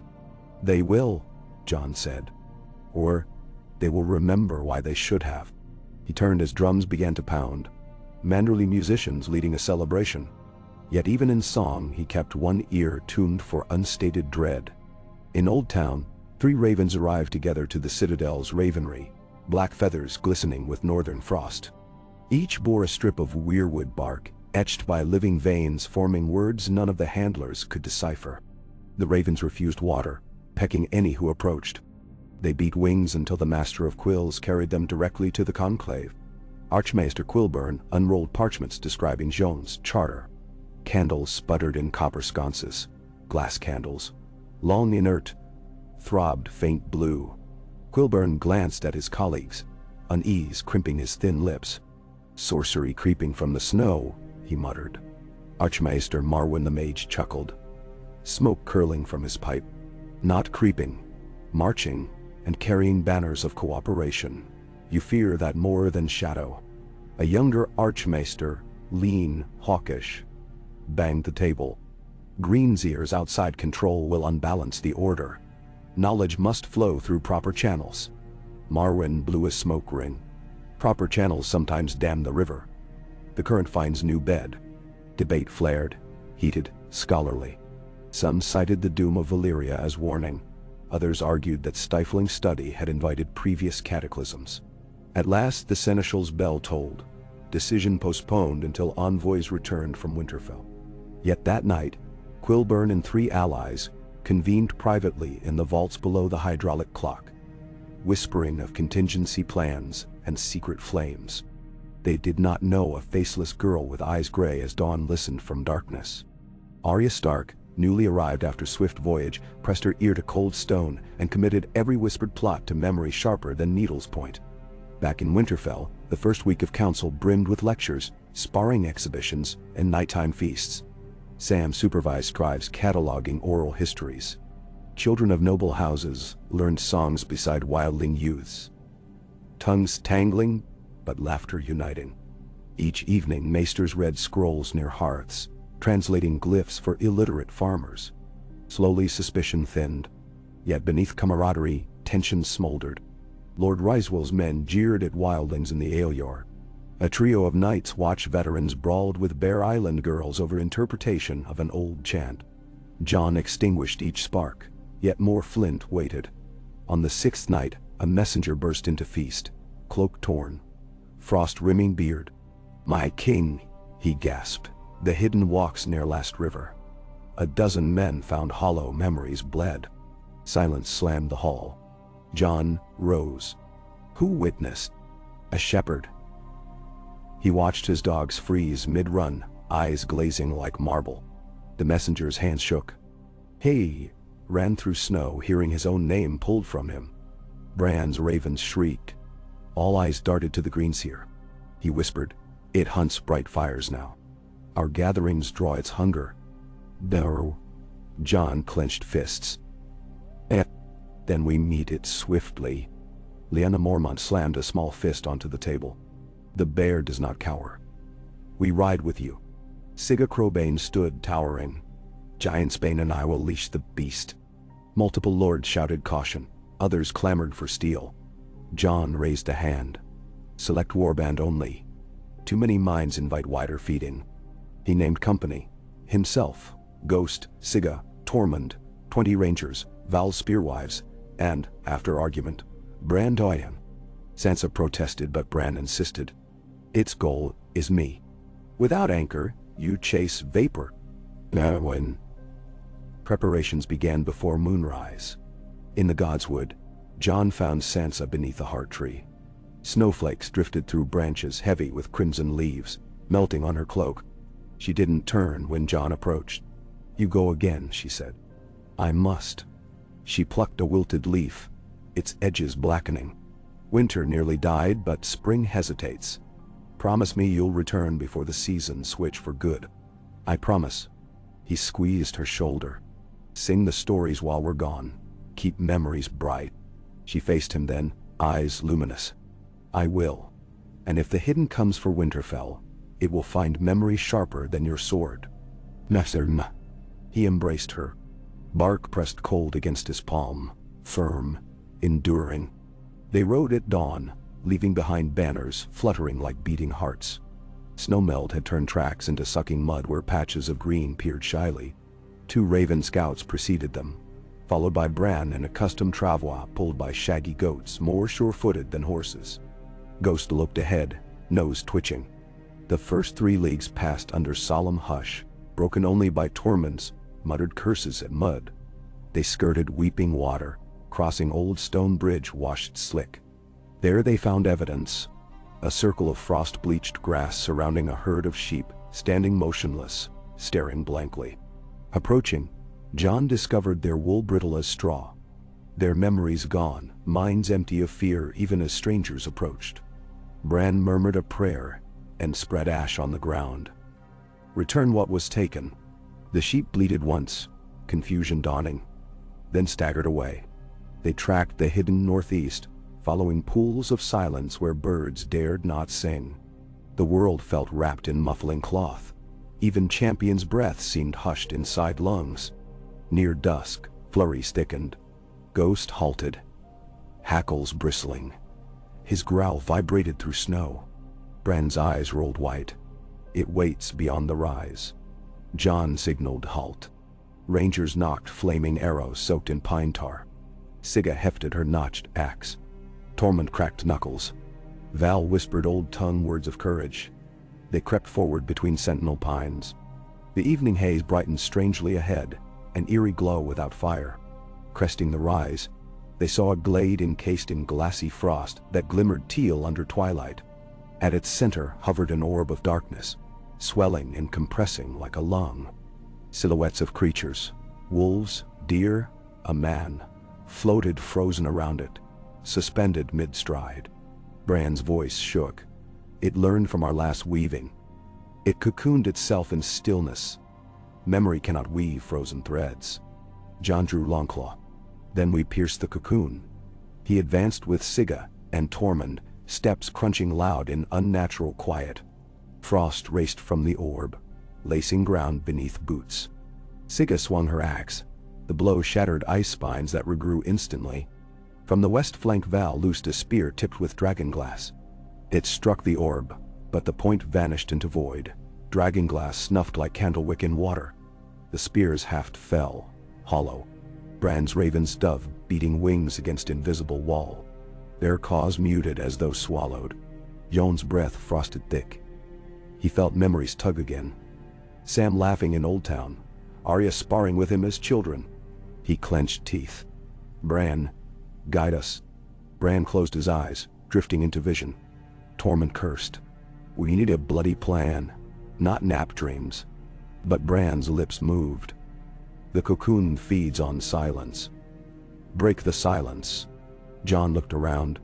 Rangers watched, weapons useless.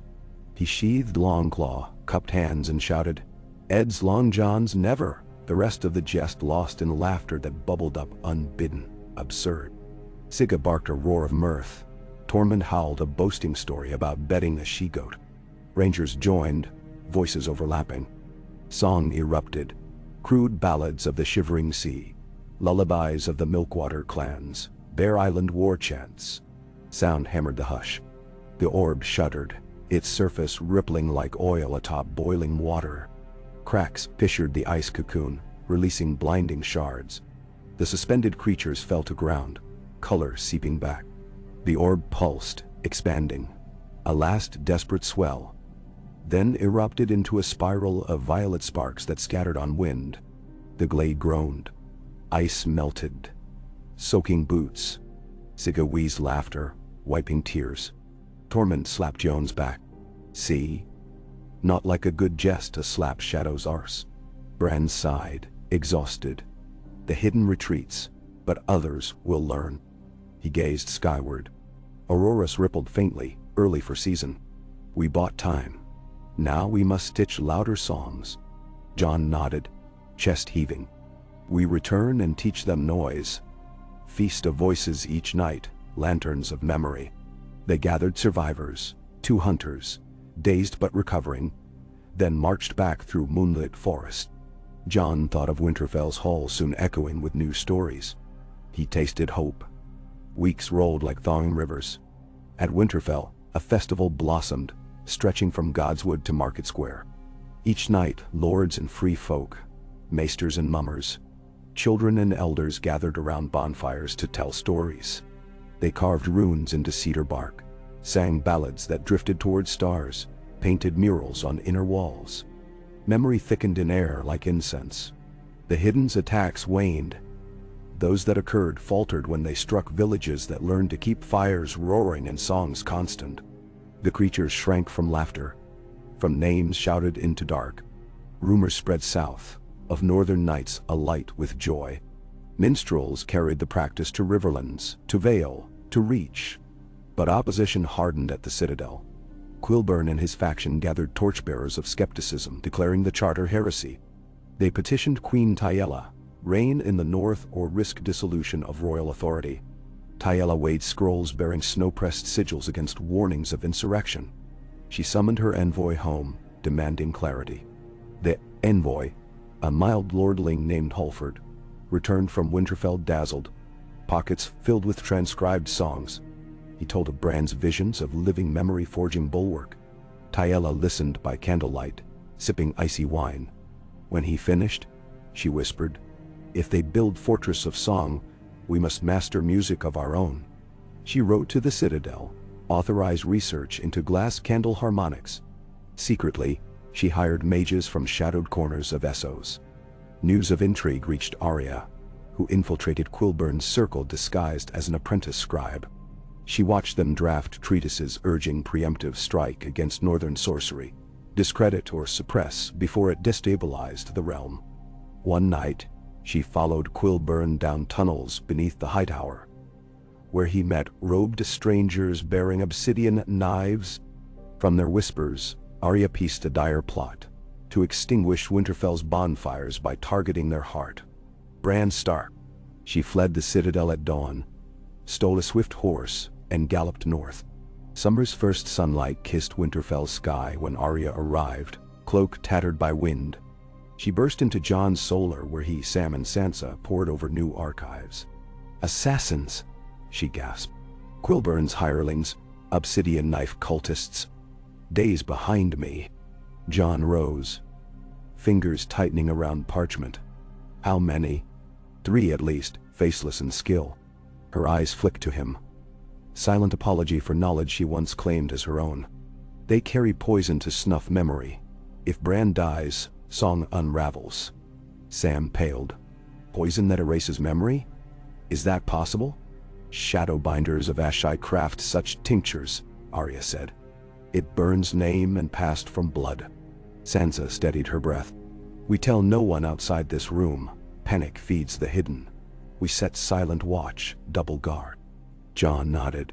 "And we bait a trap. Let them come." That night, Winterfell celebrated midsummer's verge. Bonfires blazed, horns spilled sour ale, children flung flower wreaths. Bran sat beneath the heart tree, ravens roosting above in black chorus. Music soared, pipes, drums, harps. Jon and Arya lurked among shadows, eyes scanning. Ghost prowled perimeter, nostrils quivering. Hours passed. Dancers tired. The fires shrank to golden coals. Then Arya felt the prickle, weightless yet suffocating, of someone wearing no face at all. She signaled Jon. A hooded figure glided along the walkway behind Bran, footfalls soundless. Another perched on roof beam above. A third masqueraded as brewery boy carrying jug. Jon's heart pounded audible. Arya slipped needle free. Roof beam assassin leapt. Butterfly fluid, obsidian blade extended. Arya intercepted midair, steel ringing gentle like lullaby. She twisted, momentum redirecting killer onto gravel with thud. Needle's tip found throat, a gurgle cut short. Simultaneously, Jugbearer lunged toward Bran. Ghost erupted, white blur crashing, fangs sinking into wrist. Jug shattered. Viscous black liquid hissed on snow, smoke rising. Jon charged, Longclaw severing dagger arm at elbow. The man shrieked, voice unnaturally high, and melted into featureless gray slurry that soaked earth before freezing. The last assassin vanished among tents. Arya sprinted, feet silent, weaving through archways. She glimpsed flicker of cloak by the old well. Descending ladder rungs, she found empty air, then blade kissed her nape. A voice rasped. "Many faces, girl, but only one end." She ducked, elbowing gut, twisting to parry strike. Battle in near dark, obsidian flashing, needle dancing. Memories pulsed behind Arya's eyes. Bravos knights under Titan's shadow. Waif's relentless pursuit. Jaqen's unreadable smile. Each memory fueled her. She feigned stumble. Assassin lunged. She pivoted, slid blade through ribcage. Warm blood steamed. As life ebbed, the face slipped. A girl, then old man, then nothing but smooth blank. Arya whispered, "A girl has a name." Arya Stark of Winterfell. She let body fall into black water of the well. Above, Bran's ravens shrieked victory. Jon hugged Arya when she emerged, soaked but alive. Sansa joined, tears mixing with sweat. Bran listened to the silence empty of threat and nodded. "Qyburn will send more," Arya cautioned. "Let him," Jon said. "The realm will know who defends memory, and who plots its death." They convened council at dawn, charred assassin's blade displayed.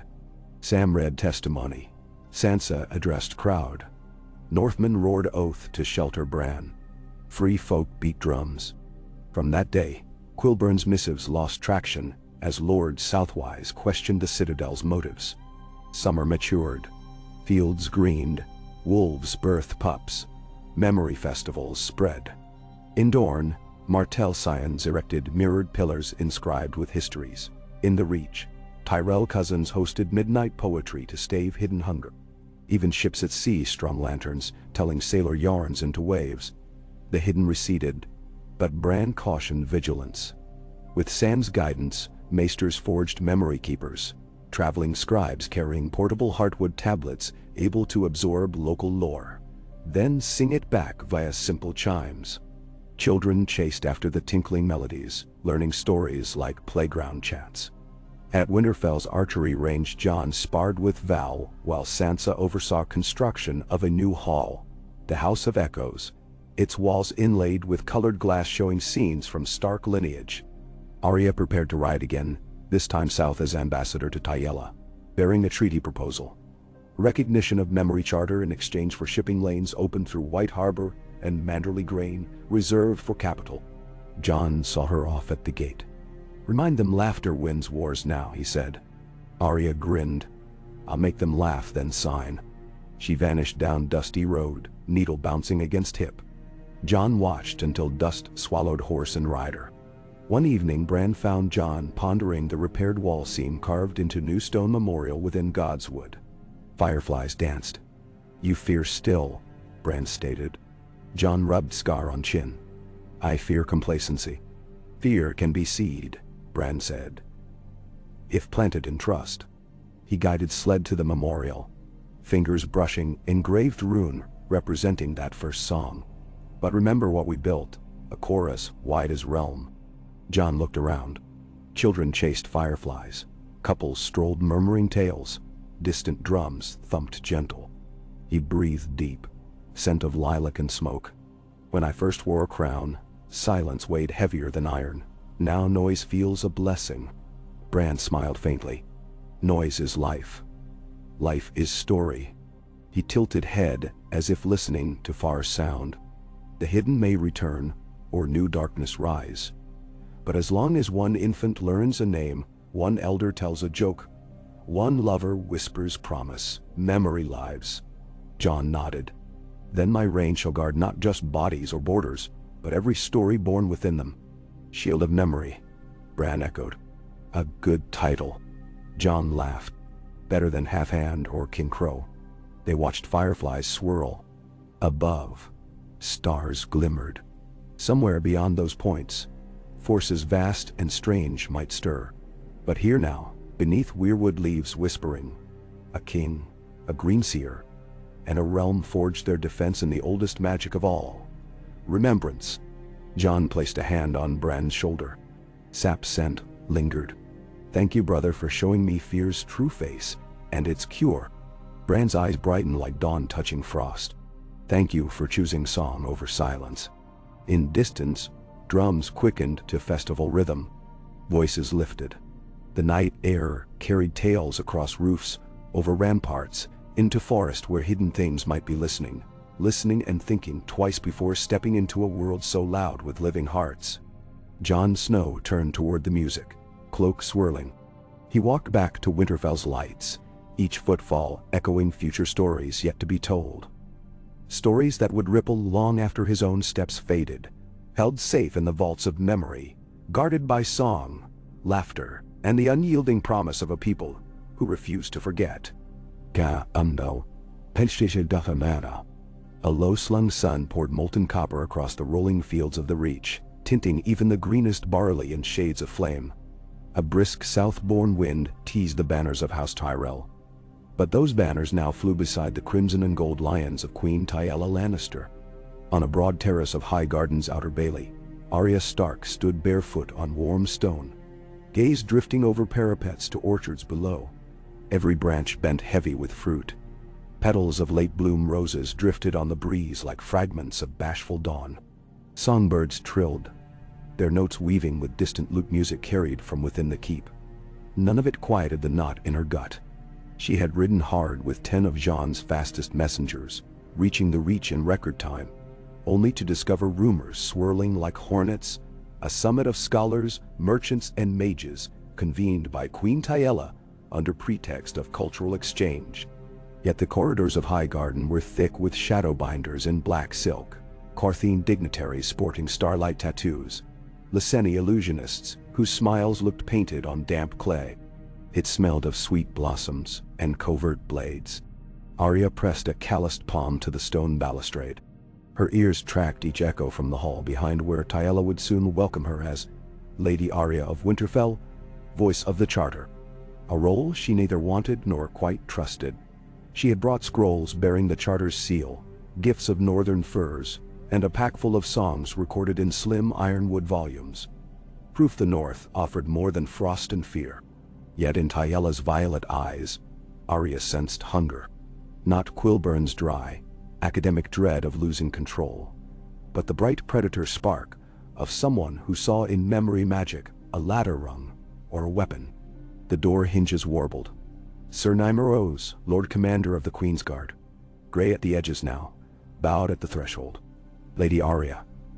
The Queen awaits in the Hall of Perfumed Waters. Arya donned her diplomatic smile. Thin, sharp. Lead on. They passed corridors lined in maidenhair murals, lovers entwined, ships adrift on star-flecked waters, lions crowned with olive leaves. Excess bled from every cornice. They reached an arched doorway from which wafted humid warmth and notes of jasmine. Within, the hall resembled a pleasure garden. Narrow channels of water meandered under marble bridges. Cushions sprawled around fountains where perfumed mist rose. Tyenna reclined upon a divan of gold-inlaid ebony, fingers idly flicking the surface of a glass candle that pulsed faint cerulean. "My northern nightingale," she purred. "You've traveled far. Sit. Let the scent settle your nerve." Arya sank onto a cushion opposite, studying the candle. A rare curiosity. "I thought only the Citadel possessed such." "Most do." Tyenna's smile dimpled. "Yours sings when memory passes nearby. When I stroke it thus." She dragged a lacquered nail down its side. "It quickens." Indeed, the flame brightened, feeding on some unseen current in the room. Arya felt a tug just behind her eyes, as if a half-remembered lullaby tried to surface. She masked discomfort with a shrug. "A trick of Qartheen alchemists, no doubt." "Possibly. But trick or truth, it fascinates investors." Tyenna leaned forward, silk whispering. "Imagine. A beacon that swells when histories converge. Travelers would chase its glow to libraries, temples, courts, anywhere knowledge breeds coin." "Metisтерsten." Arya measured. "Stale, sweet air. Knowledge breeds safety first, profit last." Tyenna's lashes fluttered. "Safety is a fine dream. Yet dreams starve without silver." Arya reached into her satchel. I brought songs, the hammer-horn dirge of Skagos, the hold-fast rhyme of the buried vale, a wildling birthing chant. Free to copy provided attribution to singers. Tyela leafed the slim volumes, pausing at ragged notation. Rustic, but charming. She set them aside, returning gaze to Arya. Tell me, do you speak for the king in all things now? I carry Joan's trust in my own teeth, Arya replied. Speak plainly. Plainly? Tyela tapped the glass candle again. Its glow danced. The North's boon intrigues me. Yet the realm blooms only when currents unite. I propose an accord. My guild of alchemists will refine these festivals of memory, traveling pageants, illusions woven into markets, charms to light the way. A show league of stories for every child from Sunspear to the Shivering Sea. We license the performances. Profit split. 60 for crown, 40 for charter. No. Arya barked a laugh. You would trademark memory. It's being traded already. I simply trimmed the coin. Tyela's smile sweetened like overripe fruit.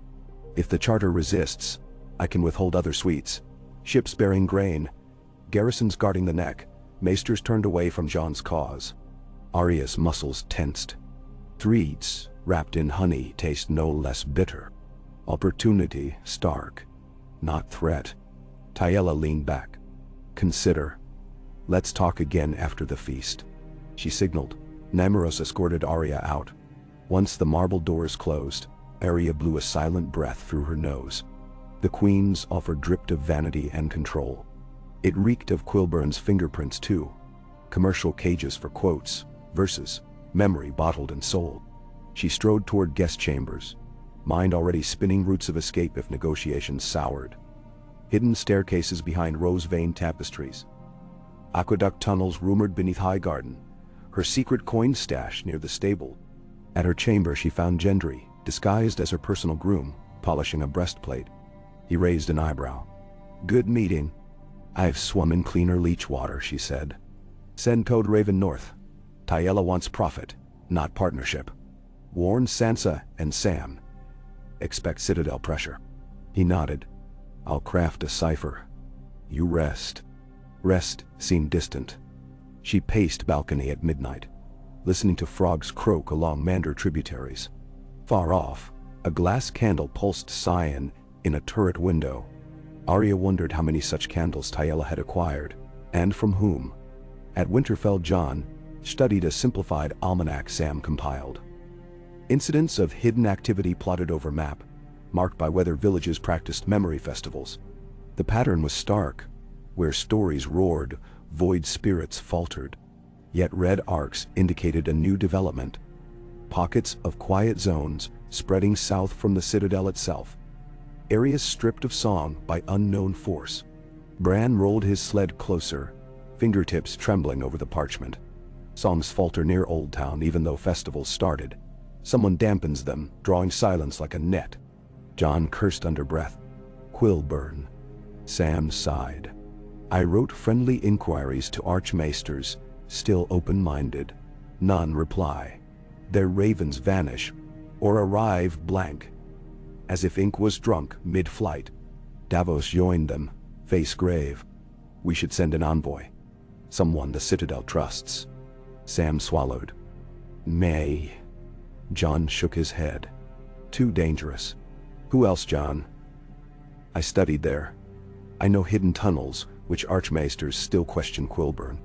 Sam straightened shoulders broader than his old Night's Watch days. Besides, Gilly and the children remain at Horn Hill. I can visit, then slip into Old Town. Nay. John clasped Sam's forearm. Not alone.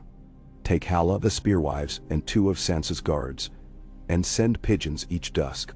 Sam smiled wanly. Done, Davos added. And pray the 7 their ravens don't drink ink.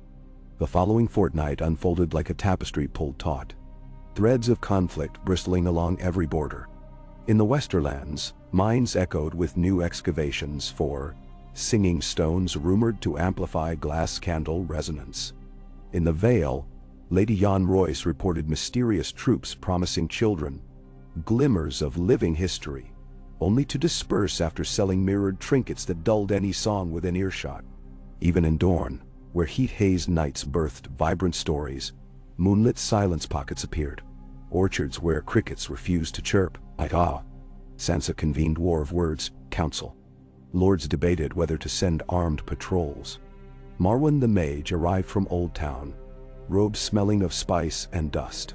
He brought grim news. Quilburn had persuaded 2/3 of the conclave to join the Conservancy of True Lore, an order sworn to preserve civilized knowledge from pagan deterioration. They burned boatloads of northern psalm scrolls at the Honeywine Quay, claiming fabricated myths. Marwyn barely escaped with a satchel of glass shards. True lore hunts more than lies. He rasped. They hunger for monopoly. Bran's raven screeched. He closed his eyes. They weave a silence lattice, ritual using crushed obsidian mingled with ground glass candle, tuned by human fear. It will outpace our festivals if not severed. Jon slammed fist on table. We sever it at its heart. He ordered muster. A contingent of 200 Northmen, Bear Island Shield Maidens, Free Folk Scouts, and Maester Malcor's singers.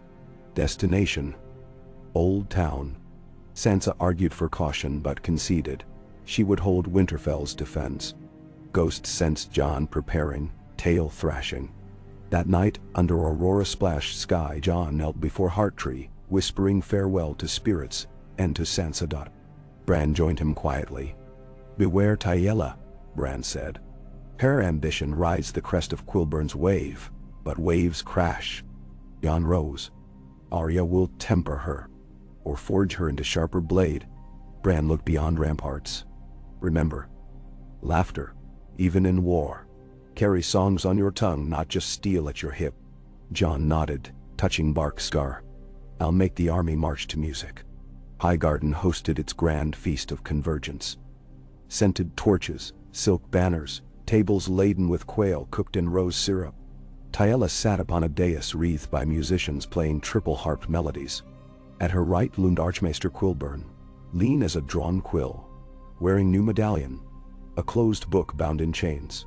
On her left lounged a tall Essosi woman clad in shadow weave, face hidden behind obsidian mask, Zarina of Ashai. Arya entered in leathers dyed midnight, more shadow than lady.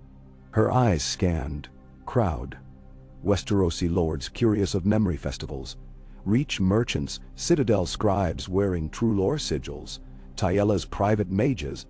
Gendry mingled as cupbearer, eyes meeting hers briefly. Tayella rose, arms open. "Honored guests, tonight, we unveil a marvel, the candle choir." Nentresn. Servants wheeled forth 6 glass candles bristling with silver runes. Shadow binders circled, chanting. Candle flames ignited turquoise, humming. A hush fell, conversation dulled. Arya felt her voice shrink inside lungs, as though hush pressed fingers to her throat. Stories in her mind stuttered. The hall's candles guttered. Silence flooding. Tayella spoke into stillness. "Hear your past. Hear your lineage." The glass candies pulsed. Illusions frothed above, family crests. Moments of triumph. Each guest glimpsed own memories flickering like dream film. Gasps. Tears. Yet the illusions leached color from faces. Arya realized, each glow siphoned memory to fuel spectacle. She nudged antidote violet belt. Dragonbone file Bran made. Could it disrupt the hush? She weighed risk. Guards everywhere. She slipped between pillars toward dais. Quilburn addressed crowd. "Behold a curated recollection. No wild sorcery, refined, safe." He raised a scroll. "We propose, the Luminarium, accord.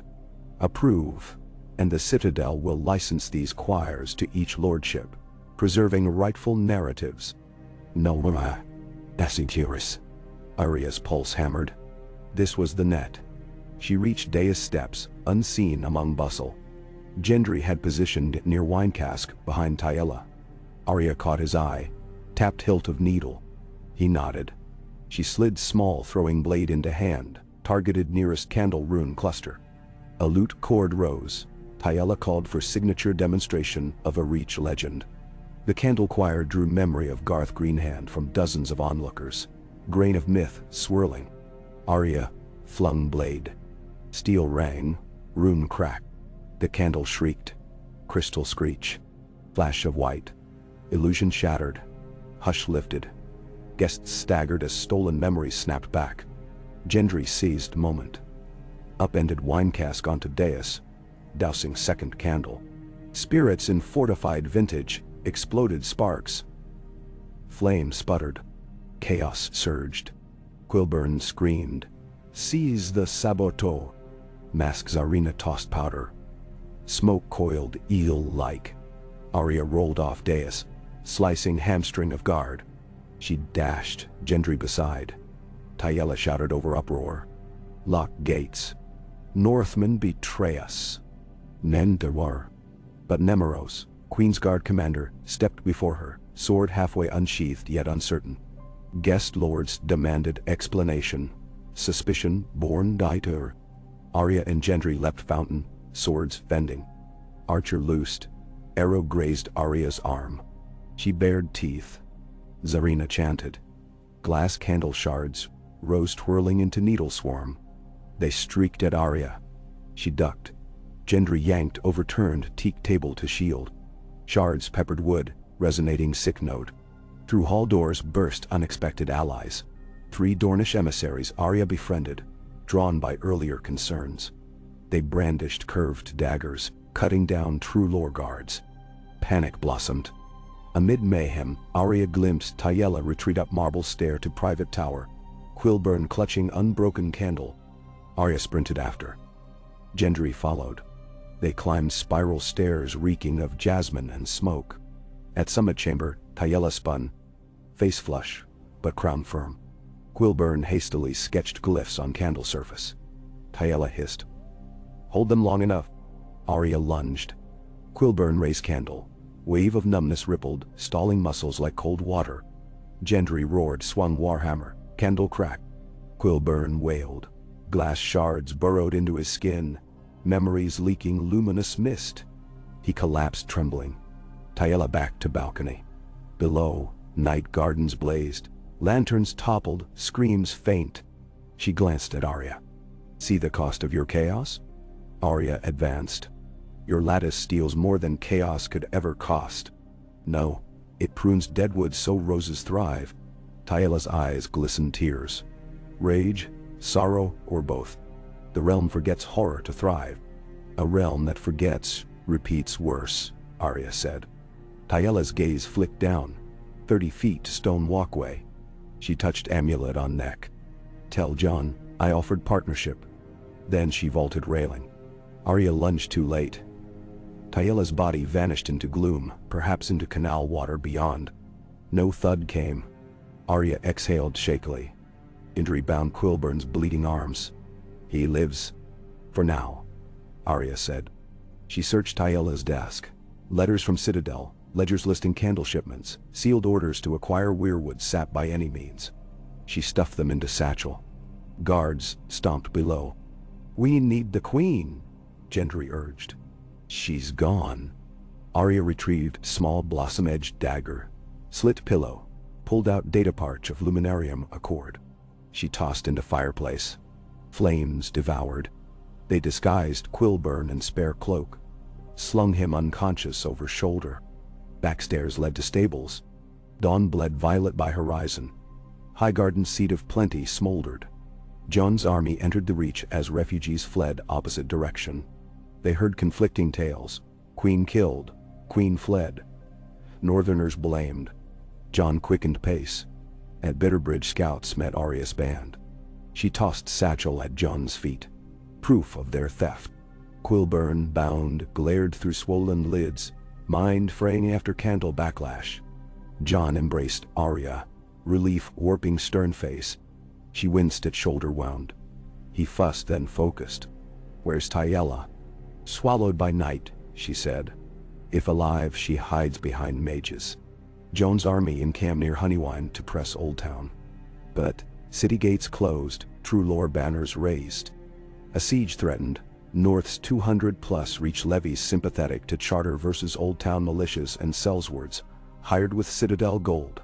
Sam infiltrated via Horn Hill Aqueduct, meeting Jon in secret glade. His eyes haunted. Quilburn's silence, lattice anchored within starry sept crypt. They chant constantly. If we breach lattice, memory festivals roar unimpeded. Nor. Jon nodded. We strike before dawn, quiet and loud at once. He explained. Singers would gather outside walls, performing the grand chorus of the dawn. A new composition blending northern dirge, Dornish saudade. Reach harvest hymn. Meanwhile, stealth team would slip into crypt to destroy lattice. Arya, Sam, Gendry, and 6 spearwives volunteered. Bran guided from camp via raven eyes. Before sunrise, valley trembled with thousands singing. Mormont wore drums, flutes of field hands, even sellswords humming unconsciously. The city's defenders wavered at walls, drawn by chorus. Lattice's hush fought back. Air thickened, voices strained, but songs multiplied, each note vaulting over rampart. Beneath starry sept, stealth team crept through ossuary. They passed skulls of high septons, bones strewn by recent excavations. At chamber, Hart stood stone dais bearing obsidian bowl full of liquid shadow swirling. Runes etched on pillars glowed dull red. 6 acolytes chanted. Quilburn's second-in-command, Archmaester Sorrel, raised bronze dagger. Arya signaled. 2 spearwives loosed arrows. Acolytes dropped. Gendry charged, hammer shattering rune pillars. Shadow liquid hissed, slopping onto floor. Burning holes. Sam upended cask of salted honey wine, neutralizing acid hiss. Arya flipped dagger into Sorrel's chest. Lattice sparks flared then winked out. Above ground hush, shattered like crystal. Song boomed. Old Town's ramparts rang with cheering inside and out. Windows flew open. Townsfolk added verses. Citadel bells clanged. Archmaesters who doubted true lore rallied students to uprising. Sorrel's remaining guards laid down weapons. Jon rode through Rivergate not as conqueror, but conductor. Longclaw strapped, voice hoarse from singing. He convened emergency conclave in starry Sept's nave. True lore loyalists arrested. Glass candles confiscated. Quilburn, semi-lucid, raved about saving truth. But Sam's gentle counsel eased him into remorse. The conclave elected Marwyn as provisional Grand Archmaester. Marwyn addressed Throng. Let there be no gatekeeping when memory itself stands sentinel. Henceforth, the Citadel will aid Charter, not chain it.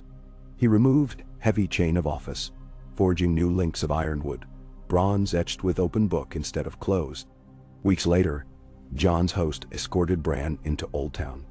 Atop the high tower, magecraft cleansed residual hush. Bran meditated beneath ancient glass candle, now tuned to resonate with songs rather than silence. At his guidance, scribes inscribed grooves of harmony around its base, binding it to public recitals. If ever hush crept again, candle would flare, summoning singers. Arya lingered on docks, watching gulls wheel over honey wine. Gendry finished hammering new rivets on fishing smack. They would sail upriver distributing memory tablets. Jon joined her. Tayella. Rumors she boarded a Laseni mirror ship. Arya squinted at glare. She'll surface when power does. She'll find changed waters, Jon said. But we'll be ready. They clasped wrists. Wind ruffled their cloaks. Bran's ravens spiraled overhead, cawing chorus intercepted by children's laughter. Markets thrummed with storytellers, glassblowers shaping souvenir orbs that amplified voices instead of stealing them. Ships in harbor, strung lanterns filled with carved runes telling jokes. A faint aurora shimmered even in daylight. Memory alive. Jon inhaled tang of salt and possibility. His vision traced horizon toward Winterfell, then beyond. To all corners where stories still lay buried. Come spring, he said, we ride east. The free cities deserve memory. Arya smirked.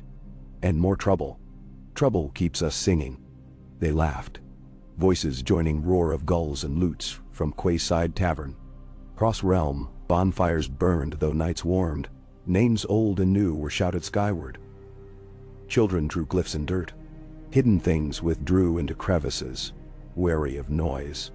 Somewhere beyond horizon, queen without throne watched lanterns flicker on the sea and planned anew how to harness brightness rather than extinguish it.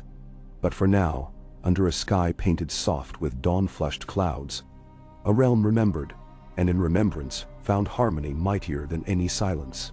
Jon Snow, shield of memory, turned his horse northward once more, heart full of melodies he had yet to learn, certain only that so long as they were sung, loud, unruly, joyous, the living would endure, and the dark would tremble at dawn's relentless song.